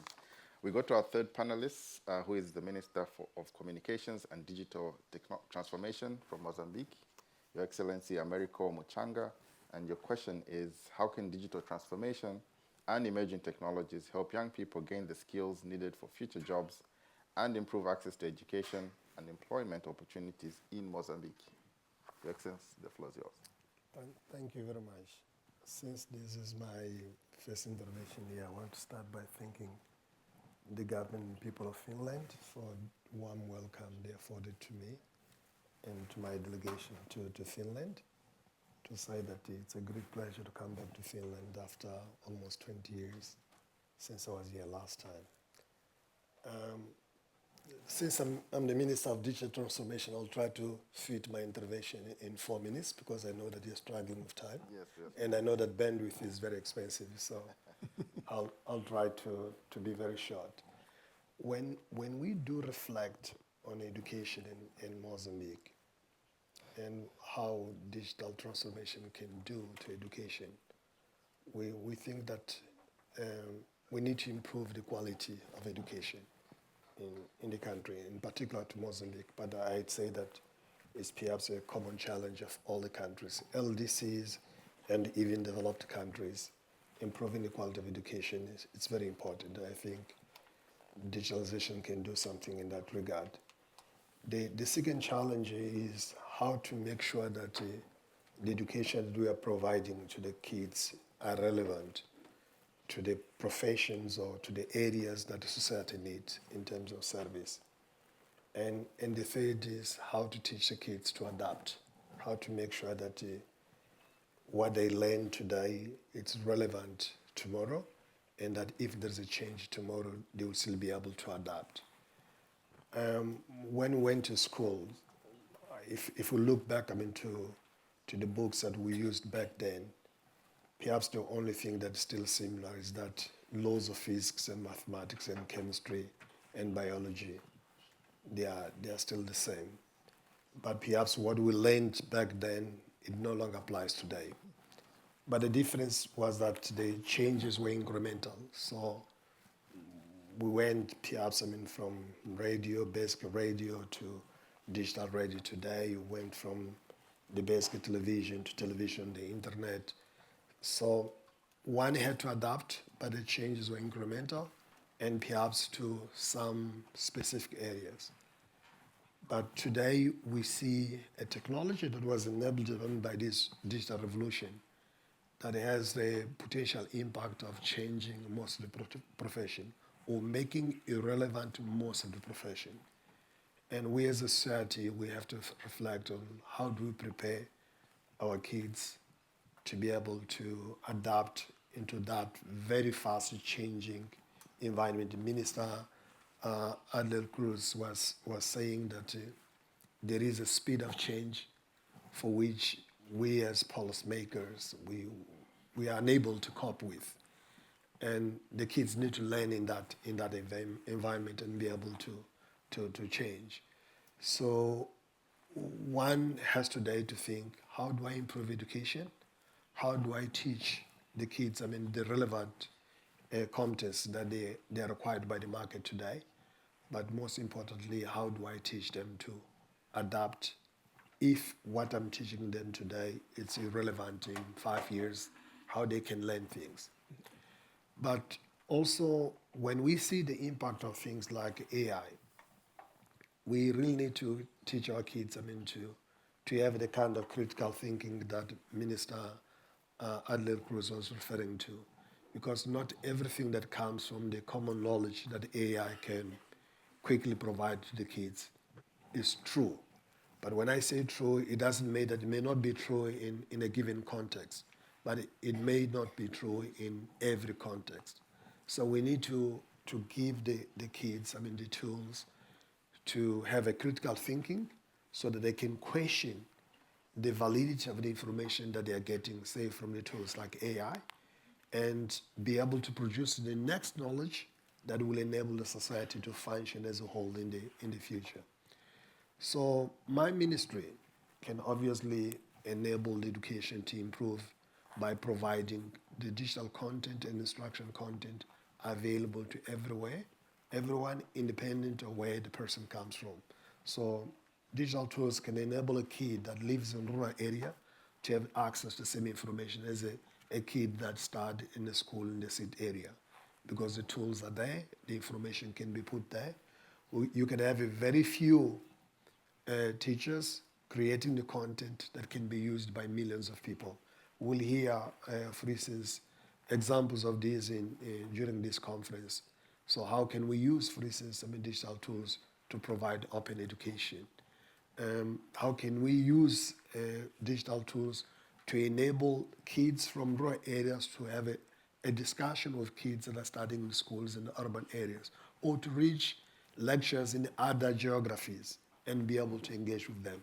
Digital tools can bring that sense of you belong to the world irrespective of where you are. How can we have kids in Mozambique study in a primary school or secondary school in Finland? Technology can enable one to do that. So you can actually universalize access to knowledge by using digital tools. So I see digital systems as being enabled to do that, to improve quality of education, to improve knowledge of the lectures, but most importantly, to prepare people for the right professions. And the right professions of today may not be the right professions of tomorrow, and we see that change sweeping the whole world. Obviously, as we do that, we need to discuss some of the things. Minister was saying that access to telephones, for instance, for primary and secondary school, is that really relevant? If the telephones were only available for the kids to access the right content, we could say that, yes, it will be relevant. But we also know that that same tool can be a distraction. It can enable the kids not to focus on the learning content, but to have access to the content for which their brains, they are not yet able to process, given their age. So how do you protect them against all that kind of influence that is not only education related? So those are discussions that we as a society, we need to take care and make sure that we as responsible adults, we need to coach the young minds so that when they come to our age, they have the same preparation that we had, or the one that we have, to have a critical thinking and know what is important and be able to take away what is not important. So, moderator, I will not take more time because I know that now it's 4 minutes since I started speaking, and I said bandwidth is very important. All in all, I want to thank everyone for affording me the possibility to be in this panel. Thank you very much. Thank you very much, Honorable Minister. Indeed, digital is a key enabler, and critical thinking is really important. I'll quickly go to the Deputy Minister for Planning and Research Development, Minister of Education in Liberia, Honorable Thomas Momo Parker. Your question, sir, is what are the key priorities for strengthening Liberia's education system to better prepare young people for decent work, entrepreneurship, and participation in a rapidly changing global economy? The floor is yours, Deputy Minister. Thank you, Honorable Moderator. I am excited to be part of this forum and, of course, to be one of the panelists. I bring you greetings from the people of Liberia and the Minister of Education, Dr. Jasu Madajada, whose seat I'm occupying as her Deputy Minister for Planning, Research, and Development, Republic of Liberia. Answering to your question, strengthening Liberia's education system to prepare young people for decent work, entrepreneurship, and participation in the rapidly changing global economy requires a balanced focus on access, quality, relevant innovation, and inclusion. Now, just to speak to our priorities, strengthening TVET and skill development is one of the major priorities. Liberia must expand and modernize technical and vocational education and training to equip young people with practical market-relevant skills. Training programs should align with labor market demand in sectors 2, expanding digital literacy and RTC education. Digital skills are increasingly necessary for our participation in the global economy. Schools and training institutions should integrate TVET code, digital entrepreneurship, and STEM education into the curriculum, involving quality of teaching and learning. No education reform can succeed without qualified and motivated teachers. Libraries should prioritize teacher training, continuous professional development, curriculum reform, and improve learning materials. 4, aligning education with labor market needs. There is a need for stronger coordination between the educational sector, private sector, and employers to ensure that graduates possess skills relevant to current and future jobs. Promoting entrepreneurship and innovation. Education should not only prepare students for employment, but also empower them to create jobs for themselves. Entrepreneurship education, financial literacy, innovation hubs, and business incubation program should be introduced at secondary and tertiary levels.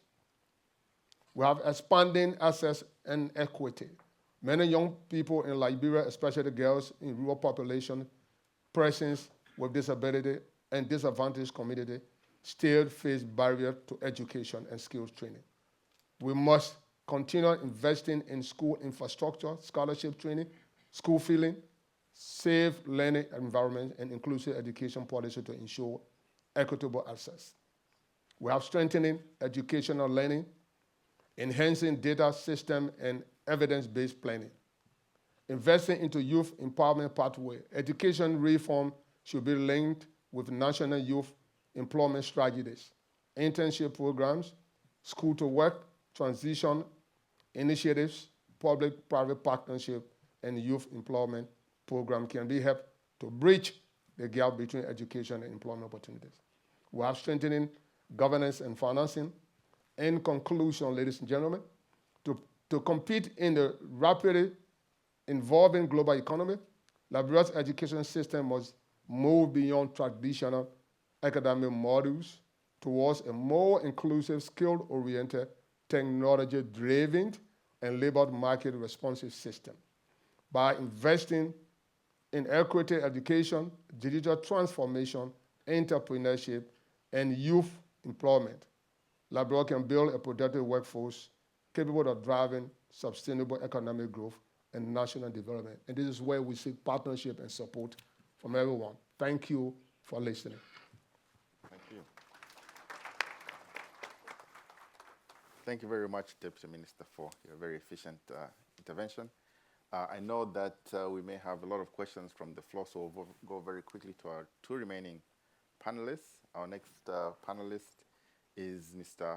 Put Samit, good, Undersecretary of State of the Ministry of Education, Youth and Sport of Cambodia.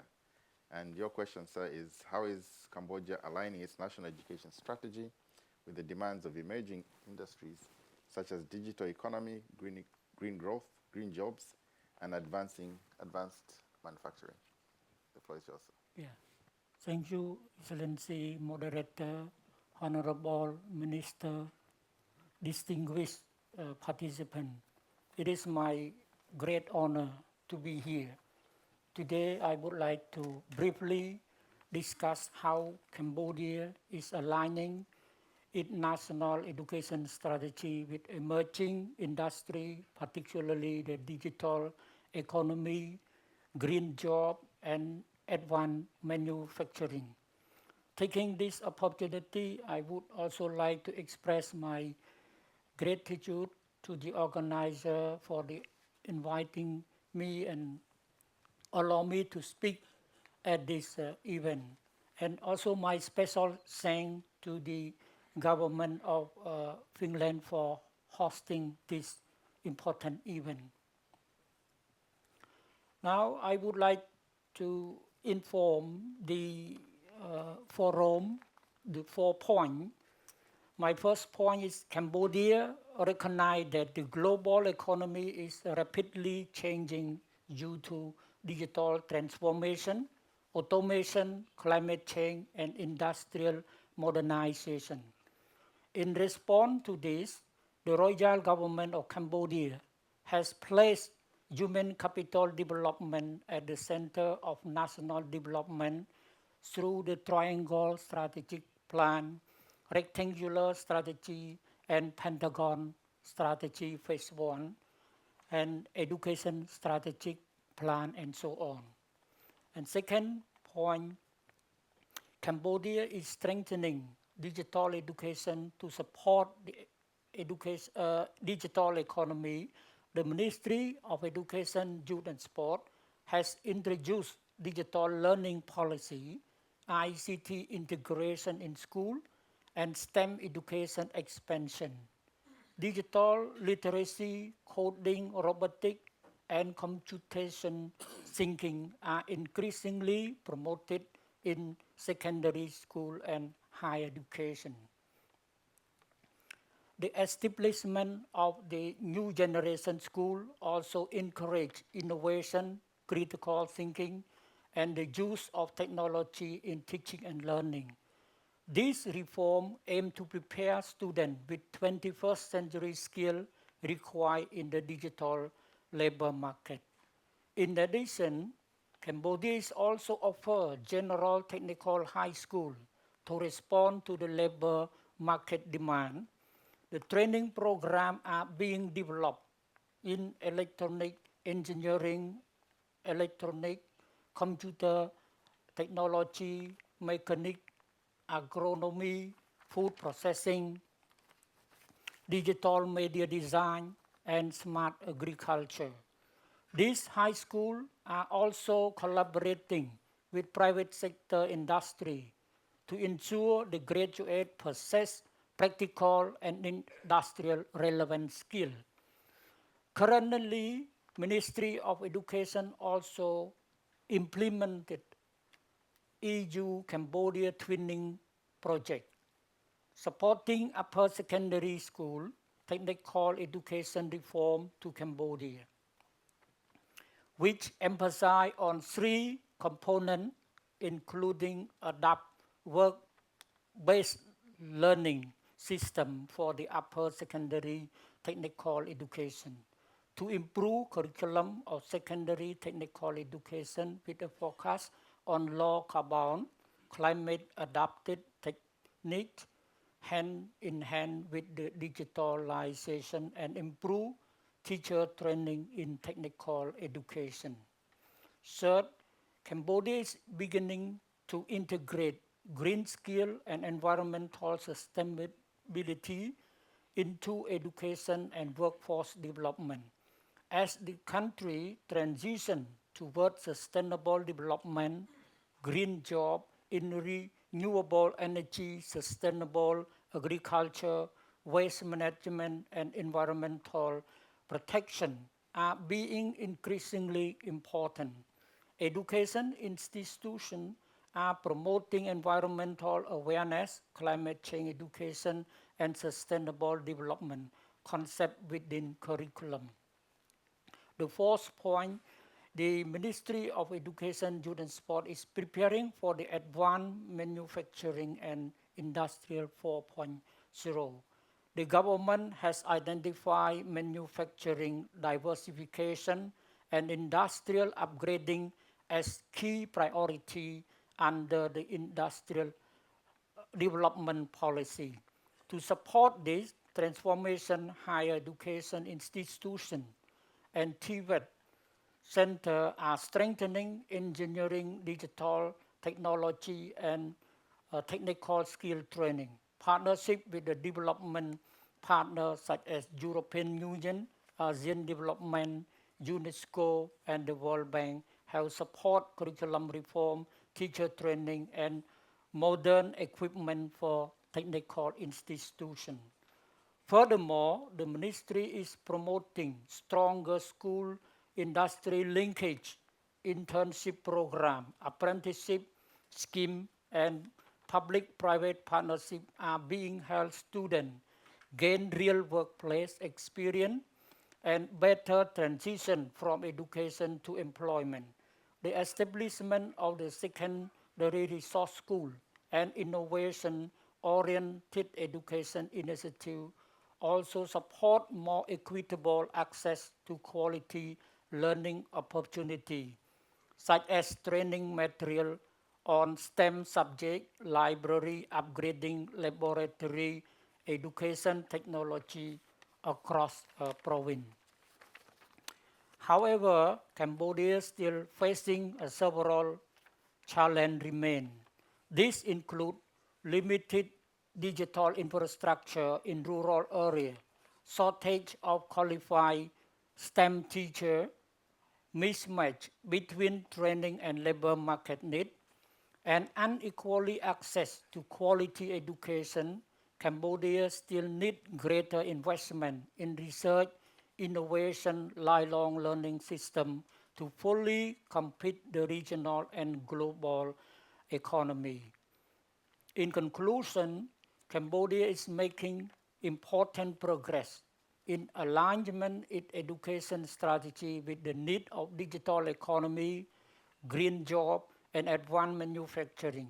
Continued cooperation between government, education institution, industry, and development partner will be essential to ensure that Cambodia youth are equipped with skill, knowledge, and adaptability needed for the future workforce. Thank you very much for your attention. Yeah. Thank you very much, Mr. Samith. I now go straight to our last panelist, who's no stranger to me, Ms. Prudence Kaoma, Permanent Secretary of the Ministry of Finance and National Planning from Zambia. Your question, ma'am, is from the perspective of national planning and public finance, how can Zambia better align investments in education and skills development with future labor market needs to support inclusive growth and economic diversification? The floor is yours. Thank you so much, moderator, and your excellencies. I'll write on the protocols that have already been established, but I would like to convey with my delegation gratitude to the Finnish government and the people of Finland for hosting us here in this beautiful city, and we're grateful to be here after coming from the Lusaka conference. I'll go straight into responding to the question. Indeed, I would like to just put a bit of perspective to this question. In terms of demographics, in Zambia, we have a youthful population with over 60% of the population between the age of 15 and 35. Therefore, we see that there's quite some pressure on the labor market with this growing population, and therefore we see that youth unemployment is also on the rise.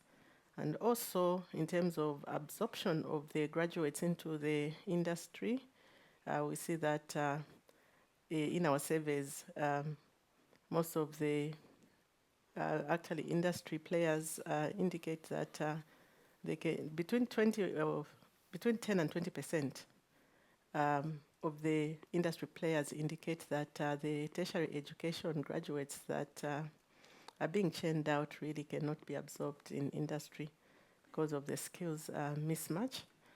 And therefore, we see that as a big challenge, especially that employers are struggling to find skilled workers, especially in digital and technical fields. So some of the causes of this is historical outdated curricula with weak linkages to industry needs. What we have done about this to ensure that the linkage is strengthened in terms of looking at national planning and public finance strategies and policies to respond to education development or investments which are responsive to future market needs and growth and economic diversification of the economy. In our planning process, we have recognized that investments in education and skills development must directly be tied to sectors that present potential for economic diversification and job creation. The global economy is undergoing tremendous transformation. And therefore in Zambia, we see opportunities in agriculture, mining value chains, and this is innovative green production systems, processing, logistics solutions such as warehousing, marketing, and export facilitation as some key areas where opportunities exist for economic diversification and for youth employment. We are also looking at light manufacturing. ICT presents a big opportunity, especially that our digital penetration across the years has been increasing, especially among the youth. So we see these as opportunities. And also green energy solutions is one area we have identified in our national plan as a key area for job creation for the youth. So we have identified priority areas for job creation and economic transformation, in which we think that by mobilizing investments and rallying resources there, we can expand the opportunities for the youth to be engaged in economic activities. We've also looked at the fact that institutionalization of skills forecasting in national planning is important. We've been undertaking periodic skills surveys, which have been able to inform our planning process to see where the gaps are. And I think what I referred to as the proportion of graduates who are being absorbed into industry or whose skills are relevant is being advised from these surveys. So the surveys have helped us to develop competence-based education. So we have an institution, an authority, TEVETA, which ensures quality assurance and occupational standards, but at the same time has started providing or issuing certificates to youths with practical and competent skills without them going into the formal TVET training. We have also, in the new curriculum that we have developed, embedded digital literacy, entrepreneurship, and green skills as important elements of technical skills acquisition. So through the skills surveys that we have undertaken, the gaps that have been identified have helped us to replan our education system by reforming the curriculum. We've also adopted work-based learning, and this is being promoted through apprenticeships. Employer-responsive training are being expanded to enhance linkages between the learning institutions and industry. We see that from this entrepreneurship and internship training program, over 4,080 youths were actually placed on mentorship programs by end of 2025. We've also introduced bursary programs, which are linked to mandatory placements, and this ensures that graduates gain practical work exposure while pursuing their studies. So this planning process has helped us to undertake those institutional reforms. We've also been promoting youth entrepreneurship by increasing funding to local authorities through the Constituency Development Fund program, which has a component of secondary school bursary and skills bursary. This ensures that youth at district, sub-district level are provided with financing or grants to pursue skills, including STEM skills, and also have access to grants and loans to start and grow their businesses. So we're not just providing education support, but we are also providing financing for youth to do startups. We also have a TVET fund and skills development fund, which subsidizes employer-responsive training. So employers are invited to give us what skills they need, and through this TVET fund, trainings are designed and provided to their employees and also to other youth potential employees of these industries. We have also established 5 sectoral advisory bodies from industry who are providing skills advisory to the various sectors, such as energy, mining, tourism, agriculture, water, and sanitation. So these people from industry are able to sit on our advisory boards and give us feedback on the skills that are required for industry to thrive. And this is being incorporated into the curriculum development process. So these are institutionalized frameworks for supporting the growth of future skills needed by the labor market. We are also supporting digitization programs, expansion of telecommunications infrastructure in rural areas, embedding digital learning in school curriculum. All these efforts from the planning process are in ensuring that the plan for the country for economic diversification is responsive to the future employment needs of young people. From the public finance perspective, we have vigorously tackled the debt overhang which the country was facing, with 96% of the debt, 94% of the debt, 94% of the debt having been restructured. So what is this doing? This is freeing resources from debt service to investments in areas such as education. So we've been able to expand our constituency development plan programs, which go into local authorities by providing skills support to young people through the freeing up of resources from this process. With over 46,421 students having accessed a loan and bursary facilities in 2025. So this increase was really attributed to increased budgetary allocation for university and bursary scholarship from the freed up resources under these public finance reforms. We have also undertaken fiscal decentralization.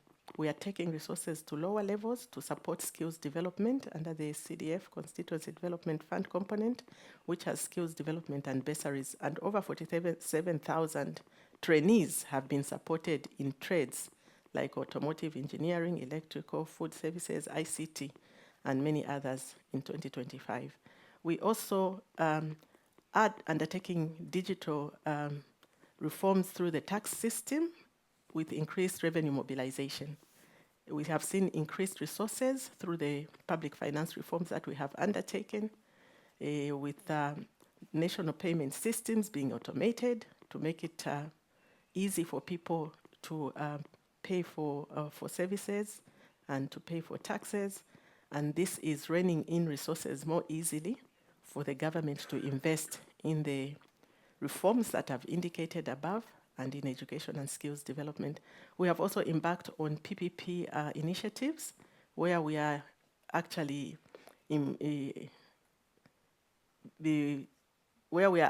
strengthening employer-based training contracts. In 2025, we had 2,500 employees undergo employer-based training contracts with our training institutions, where the mining sector, a company would come to one of our training institutions and indicate the skills that they need, and then a number of their workers or employees or potential employees would be invited to undertake that training through an established public training institution, and therefore providing the relevant training that's needed by industry. So these are already established and taking place in the country. We also have partnered with other countries through their private sector to create technology hubs. For instance, we had a Finnish company come to Zambia and set up a /D hub where a number of youths were actually oriented in technology startups, and a good number of entrepreneurs were identified from there. So these are some of the efforts that we have done through the planning process and public finance. And the lessons that really we can take away from this is that digital and skills entrepreneurship really requires consistent investment and identifying areas of priority for the country. Currently in Zambia, we have seen that ICT curricula is important. We've embedded it in our school system. Entrepreneurship training is important. We have embedded it in our planning process as core elements of economic transformation. And also we have seen that employer-based training has actually been a good feedback mechanism for us to grow skills that local industry needs. And we are seeing this in some training institutions, especially in Solwezi, one of our upcoming mining area. This is being profoundly being done there with the mining sector, sending a lot of their workers and potential workers there to have relevant training provided in our Solwezi Trades Training Institute. Youth inclusion in the planning process is important. for expanded access to trades entrepreneurship and responsive planning of curriculum. We are also utilizing the findings of the skills surveys with the advisory body's feedback in identifying priority sectors and assisting us to institutionalize skills forecasting. Therefore, moderator, takeaway is that institutionalize skills forecasting in national planning, expand performance-based financing for education institutions, reward institutions that churn out graduates with skills aligned with workforce needs, and also scale up work-based learning and PPPs to reduce on mismatch between industry and what the learning institutions are churning out, and also prioritizing inclusive access to skills training and to education, as we are doing in the subventions to the local authorities, so that money goes through fiscal decentralization, money goes straight to the ground where it's needed. The youths apply for the trainings that they need, and also that is being provided in their local setup without them traveling to the center to go and access this education.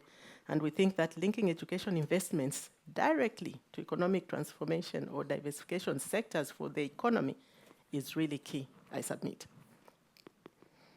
Thank you very much. Thank you very much. Now, I'm a bit concerned about time now because we are leaving only a few minutes for the interactive session. And so very quickly, let me hand over to my co-chair, Ambassador Elena Kauko. I think you take us into lunchtime. But I think it's important that we get to hear from the floor, questions and answers. Thank you very much. Over to you. Thank you very much, dear colleague, and warm thank you to all ministers and high-level panelists for sharing your very important thoughts and experiences with all of us. The theme of today couldn't be more important. Youth are obviously the future of the LDCs. They are the future of all of us. They're important, and the fact that they get relevant education is important for the economies of the LDCs and all of us. But they also very important for the resilience of our countries, for the peace and stability of our countries. This is indeed a very, very important theme. I would suggest, since we don't have a time for a second round, and certainly not between the moderators and the panelists, we will take the second round questions from all of you. And I kindly ask you to be as brief as possible, so we have some time for responses. And in the end, I would ask all panelists in one sentence to highlight the key message, the most important message you would like everybody to remember from this session and this morning. The first to comment is the ambassador of Angola from New York. Francisco, you have the floor. No, thank you. No, thank you, moderator, for giving me the floor. Allow me to start by thanking the government of Finland for the hospitality and the presenters for their insightful remarks. In the interest of time, I'll be very brief in my comments. For Angola, bridging the skills gap is a strategic priority, direct link to economic transformation, youth empowerment, and sustainable development. Under Angola's National Development Plan 2023-27, we are strengthening technical and vocational education and training system, expanding digital skills programs, and promoting youth employability, particularly for young people and women. Initiatives such as the Smallholder Agriculture Development and Commercialization Project and our National Employment and Internship Plan seek to better align education, vocational training, and labor market needs while preparing youth for an increasing digital and technology-driven economy. At the same time, we believe stronger partnerships between government, private sector, academia, and development partners remain essential to ensure that the education system respond effectively to the realities of future labor markets. For Africa and for the least developed countries in general, investing in youth means investing directly in resilience, innovation, and sustainable transformation. I thank you for your attention. Thank you so much. And let's take 3 at a time. Actually, we take 4 at a time. Please be very brief. The next is representative of Djibouti, and I have on the list Ethiopia, Burkina Faso, Bangladesh, Malawi, and a Finnish representative also from the floor. Djibouti, you have the floor. Yes. Hello, Excellencies. Thank you for your insightful intervention. So it was really interesting to hear about your different valuable perspectives. So I had a few questions, but because we don't have enough time, I will only ask one. So my question is, when we speak about the education and education system, we often focus on the role of the government. And I wanted to have your opinion on the role of the private sector when shaping the educational curricula, the vocational trainings programs, in order to help the young people gain the skills that are needed for the labor market. Thank you. Thank you. And representative of Ethiopia, please.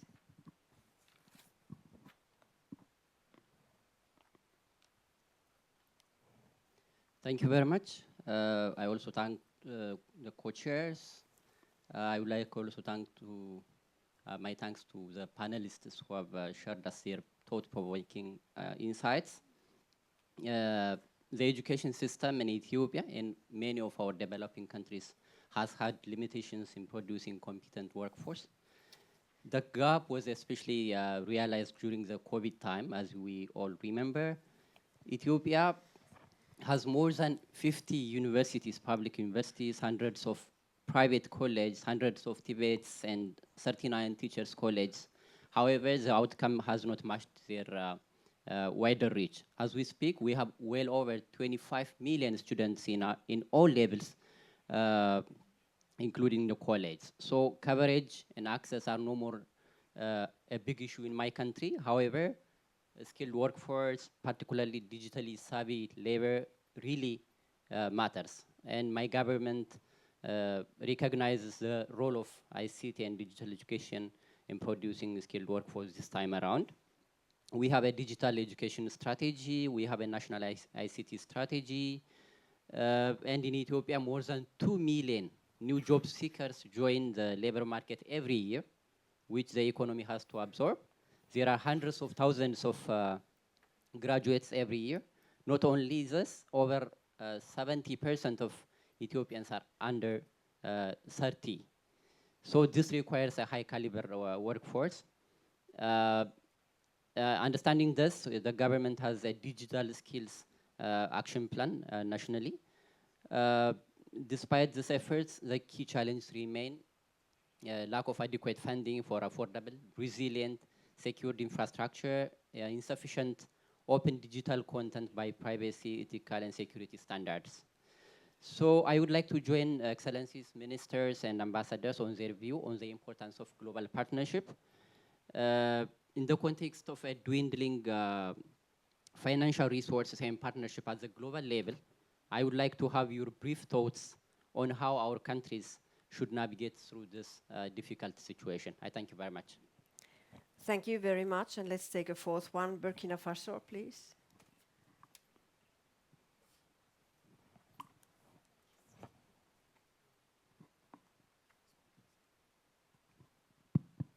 Merci de me donner la parole. Je voudrais avant tout remercier, je ne sais pas si les gens ont mis les casques parce que je parle en français. Ok, voilà. Je voulais remercier le gouvernement finlandais pour nous avoir accueillis pour organiser cette session. Je remercie aussi tous les panélistes parce que nous avons eu une session vraiment très, très informative et il y a eu de très bonnes suggestions. Oui, à toutes ces suggestions pour adapter surtout les curricula au marché du travail. Oui, à la nécessité pour nos gouvernements d'investir. Mais ce que je voulais tout juste dire, c'est une contribution. C'est que les PMA, en réalité, ne sont pas des pays pauvres. Ce ne sont pas des pays indigents. Ce sont des pays qui ont des ressources, qui ont beaucoup de choses à proposer. Et il se trouve que les ressources, la première des ressources sont les ressources humaines bien formées, compétentes, qui doivent pouvoir transformer ces ressources-là.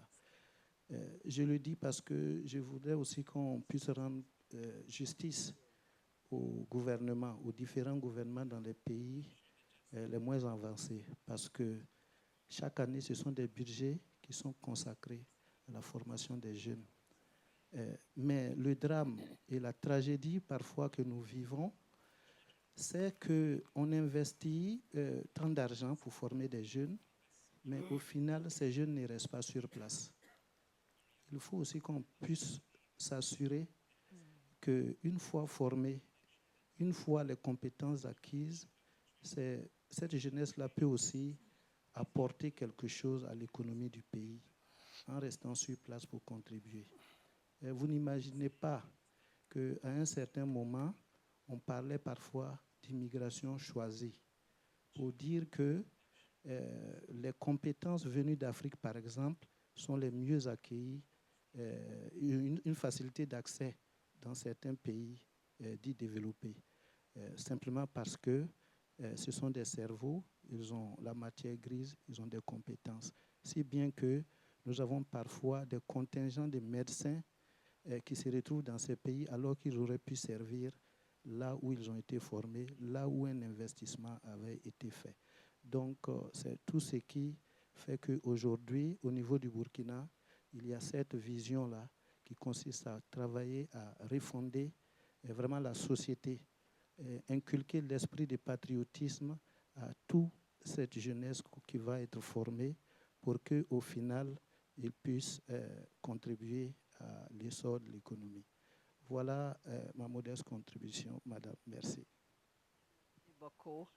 I would ask two of the panelists kindly react to the questions proposed. We will eat up a little bit of our lunch time, which was supposed to be 1 hour. We will have a 50-minute lunch. I kindly ask the panelists also to be brief. Yeah, please, go ahead. Yeah, please. Okay, thank you. I just want to speak a bit to the question from our colleague from Djibouti, where she asked for the role of the private sector. And you see, quite frankly, the private sector and the training centers or education, what is required is a strong marriage, a strong coordination and collaboration. I think if you heard from our presentation, the private sector has the job, they have the labor market demand. So I'm talking about collaboration and cooperation. The training facilities and the private sector need this marriage where they come on the table and discuss what is the demand per that sector. What do they need? And mind you, the demand should be regional basis, because the need for manpower at this point may be different from the need for manpower from the other point. So based on what the demand is where the training centers sit around the private sector, develop curriculum, train the instructors, provide the equipment for the training, and the young people are trained and, of course, given the opportunity to serve. And once that marriage is strong and is strengthened, it makes it very easy for us, because definitely the private sector will tell you, say, hey, this is my demand. I need more mechanics because of what I'm bringing equipment.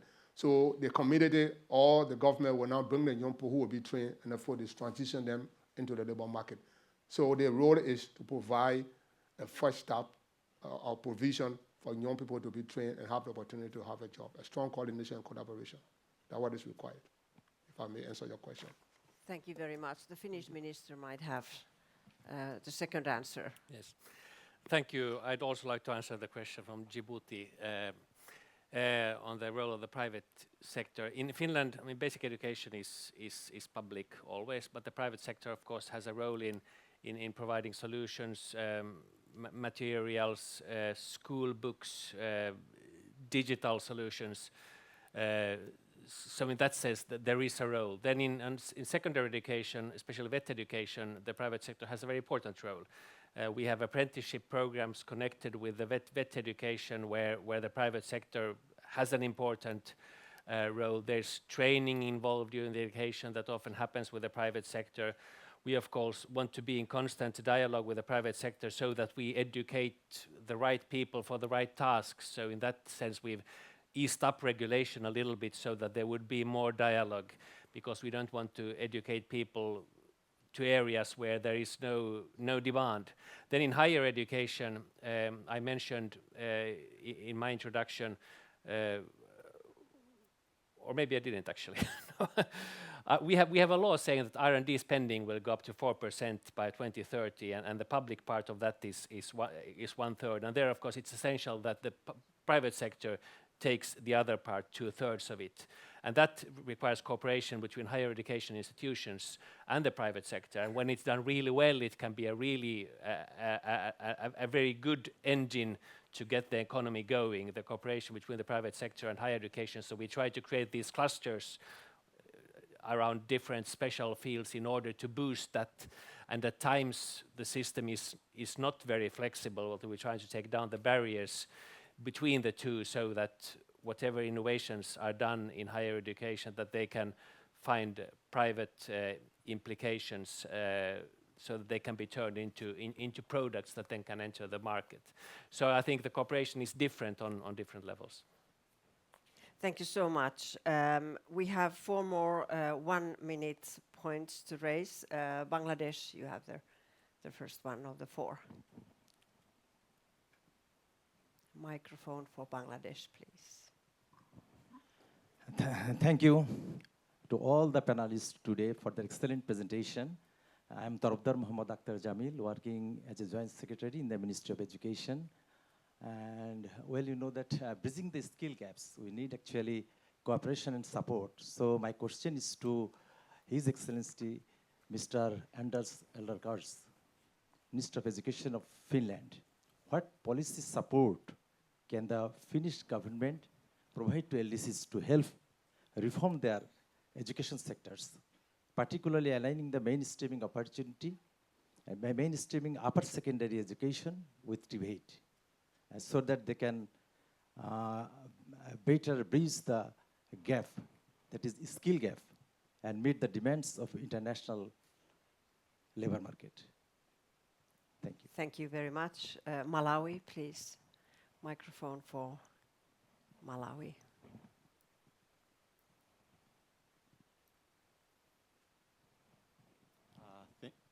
Thank you, moderator. I'll try to be very quick. Mine is just a comment, just to indicate that most of the interventions that have been raised by the honorable panelists resonate well with what we are doing in the country as Malawi. Maybe to begin with the issue of our curriculum reform, just to indicate that I think last 2-3 years, I think we had embarked on a journey to reform our curriculum, the primary, secondary, and the teacher education. But what was coming out clearly, more especially for the primary and secondary, from the consultation that we had, is that our curriculum is, as we're implementing now, is content heavy and exam focused. So we have agreed that going forward, I think we have to change it to be competency-based, where learners will be able to acquire skills and practice the skills that they acquire. The other issue that came out is that I think we have agreed that we have pathways in secondary where learners will be able to choose from. So the usual STEM is there. We have got arts and sports sciences, the humanities, and the other one, most critical, is the TVET pathway that has come out, that it is supposed to be part of the curriculum. Maybe lastly, the issue of skills mismatch. We are currently developing what we are calling universities industry collaboration framework to make sure that the products that we are producing from our universities are responsive to the needs of the industry. So these are my quick comments. Thank you. Thank you very much. And next is Ambassador of Timor-Leste. You have the floor. Thank you very much, moderator. Also again, thanks to all the briefers, for their very insightful information on this issue, this topic. I think my question directly, I can't resist to ask Minister of Education of Finland. The question is very basic. That I think it's important to ask how we are moving from simple digital access to digital capability. There are two issues. How do you protect in your system the foundational education here to make sure that the issues of skills, literacy, numeracy, and reasoning actually remains the command of digital AI itself, so that we will not actually be succumbed to, these algorithms directives. Second is Minister, and I think other speakers can also say, is about how do you link all this whole system to the health investments? Because you need nutrition, you need good food and so on to be able to actually make it happen. I mean, otherwise we talk about legal market, about digital capacity and so on, but it will stack at some point. So your experience will very much actually illuminates us that actually are in the early stages of getting access, not only access, but trying to actually use the getting the capacity, develop your capacity using AI into the market itself. I hope you get what I'm saying, Minister. Thank you. Thank you very much. We have one more from the floor. This is Rwanda, representative of Rwanda. Unfortunately, we cannot get every speaker this time. We have a lunchtime after this, and maybe you can continue some of the discussion there. Rwanda, you have the floor. Thank you, Excellencies. Thank you for the presentations. My intervention want to go on the issue of allocation of resources and prioritization, mainly in the less developed countries. We always struggle with the issue of budget and financing and whatever. Yet we are like government. We are supposed to serve all through this mechanism of education for all. And when you distribute resources, just making sure you achieve to all, you end up by losing that component of relevance. So I want to link that with that strategic allocation of resources and the prioritization. With that, I may share the experience of Rwanda. We chose to support and promote TVET as a way of bridging the skills gap, leading to labor market.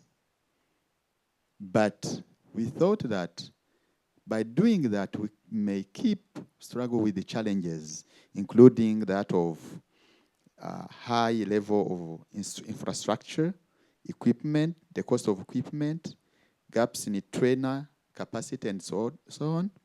Then we opted for establishing centers of excellence, meaning we can do everything we are supposed to do, but putting much focus on centers of excellence. Currently, we target 30 centers of excellence countrywide, where we can support different sectors of development.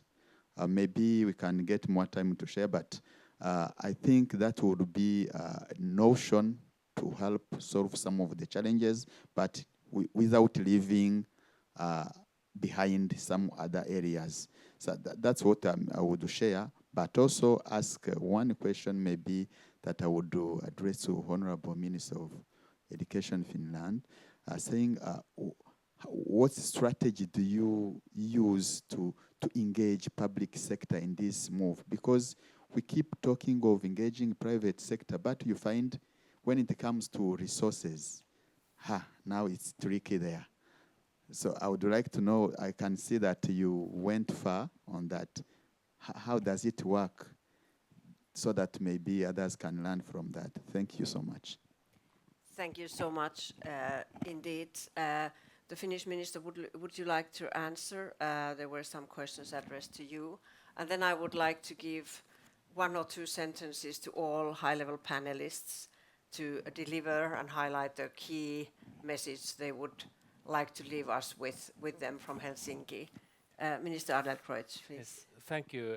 There was a question from Bangladesh, but I'm not sure I really understood it. If you can rephrase about the skills gap and education.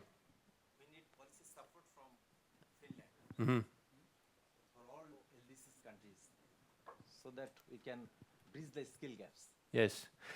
Yes. Okay. Yes, Finland does a lot of education cooperation in several countries, and I think there's a lot to learn in all directions. We have there's of course a lot of there's some university cooperation on the higher level, but then of course also cooperation in primary and secondary education. Maybe vet education has been something where we had done especially much cooperation lately. So I can't say that there is a ready-made solution, but we are of course interested in dialogue and efforts try to learn from each other. Timor-Leste asked about technology and AI and accessibility and capability, and of course there's probably different focuses in different countries. In Finland, I think accessibility is not a challenge. I think we are more in the situation where we are trying to find the balance between an analog world and a digital world. What is good use of digital tools and in what situations might analog tools actually be preferable? And I think it's about our attention span, our ability to concentrate. I think our children here in Finland, I think they have a challenge focusing, learning in a world where their minds are calibrated to receiving 15 seconds TikTok clips and not reading 50-page chapters. So absurdly, I think one task of the school today, at least in many countries, is to learn kids to slow down and to concentrate and stand boredom, dig deeper into material and not always expect instant gratification and new kicks every second. Because I think deep learning needs, I mean, you have to be able to bear boredom. It has to be difficult at times, and you have to put an effort to understand complicated things. And this world where we live in doesn't really support that. It sends us sound bites, readily chewed sound bites that we digest immediately and maybe not learn so much. And that's shown in literacy, in numeracy, and that's why this government has tried to really focus on those basic skills, get our kids to read more, to focus more. We increase the hours of these very basic things. And then we have reduced, limited the use of mobile phones in schools, which of course, in many countries, they are really important to make education accessible. In Finland, in some extent, they are so numerous that it makes education less accessible in the sense that it takes away our minds from the ability to focus. So it's a different challenge, but I think a challenge that many countries similar to Finland face. Then your question, I'm not sure I really understood that one. The role of the public sector in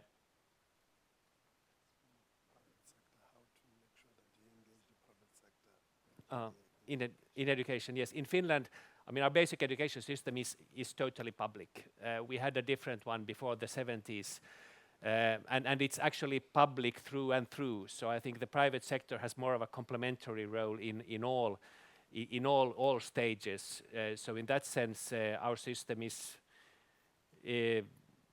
different from the system in other countries, but we increasingly, of course, need the efforts of the private sector to complement it, and also to ensure that those that study get into the labor market. And there, of course, the cooperation is important. Then actually the question from Burkina Faso earlier about talent. Finland welcomes talent from abroad, of course, and when somebody comes to Finland to study, we want to keep them here. But we understand that the countries that from where they come, they want to get them back. So I think it's a tricky battle of talent, and I think it's unfortunately a zero-sum game with conflicting interests in a way. Yeah. So much. So one main thought in one sentence. I will begin with the Permanent Secretary from Zambia, please. Thank you so much. Thank you so much. The key message I would like to leave this meeting with is that it is important to link education investments directly into economic diversification sectors that tie in well with national investment policy, because I think that's where the jobs would be, and prioritize inclusive access to education and skills provision through dedicated budget allocations and very clear policy direction from the state, which also includes establishing engagement platforms with private sector players. Thank you very much, and it's important to listen to the ministries of finance as well when we talk about education. The next is the Undersecretary, please. Thank you. I think my last message, how we train our future youth to change their perception, you know. They are looking for like official job, the government job. But instead, in the future, we can train them like to be from job seeker to become like a job creator. Thank you. Thank you so much. Deputy Minister, please. Well, we want to say thank you for the opportunity to sit on this panel. And I think it was important that we were able to share what we think and where we are. And it is also important that the private sector and the training facilities have a strong marriage. And that marriage should lead to developing the young people, getting them ready for the job market. I think this is where Liberia stands, and we really appreciate the EU. Currently, we have the TVET program into almost our schools now in the 15 countries. We said a big thank you to the EU, and we look forward to seeing how these young people upon graduation can have the opportunity to be entrepreneurs outside of the private sector employment. We want to say thank you, and let us focus on those ones with disability. How can we get them involved to also be able to contribute to our national economy? Thank you for this opportunity. Thank you very much. Minister Muchanga. Thank you very much. I actually came to this panel to learn more than contribute something. But if I can say something, I would say let's start today. Start today, because no nation can be competitive without qualified personnel. No nation can become competitive without educated people. So today we have tools like digital tools that can enable us to train the workforce, prepare them for the future, and make our nation competitive. Don't wait until you have every technology, every telecommunication connecting the country. Start with what we have and start today, because today it's already late. Thank you. Thank you very much. Minister Nabe. Well, thank you very much. I believe that the future of the least developed countries will not be determined by the resources beneath our soul, but the capability to develop in our youth. If we align education with the economy that we are building, our own people will not be merely seek jobs, but they will build the industry that define our future. On the last point that we've been talking about, cooperation and partnerships. The takeaway today, there is one very wise man who was coming to a classroom where he came and asked the student, do you know what I'm going to talk about today? The student said, yes. But he took his bag, he went out. Since you know everything, I have nothing to teach you. So he came back again to this classroom again, was asking them, do you know what I'm going to talk about today? They said, yes, we know what you're going to talk about today. So since you know everything, he took his bag, he went back again to the out of the classroom. The third time when he came, the classroom was smart this time around, divided in 2 blocks. Some said, we know what you're going to talk about. The other group said, we don't know what you're going to talk about. I said, that's very fine. So those who know, teach those who doesn't know. Based on the cooperation that we are saying in the classroom, those who know, teach those who doesn't know. So the moral of the story is that we need to work together, to collaborate, to cooperate, co-construction, what we have today. Helsinki will be based on the cooperation, based on coordination, but will be based on co-construction. Thank you very much. Thank you very much, and Minister Adlercreutz. Yes, thank you. I think digital solutions are great at making knowledge accessible, education accessible, information accessible. But in a fast-paced world, I think digital literacy is especially important. That's why I believe that digital literacy, AI literacy, is really becoming an essential civic skill, and in many ways an essential democratic skill in order to keep our societies functioning and resilient in times of rapid change. Thank you so much. I think this morning we've heard many interesting thoughts and takeaways as well. I think one thought came even before this panel. Tech is only a tool, and the most important thing we have to do to teach our kids is to think. I think that's something that will never change, however the world changes from now on. Thank you also very much. Thank you, ministers. Thank you, high-level panelists, for a very interesting discussion. The lunch is being served.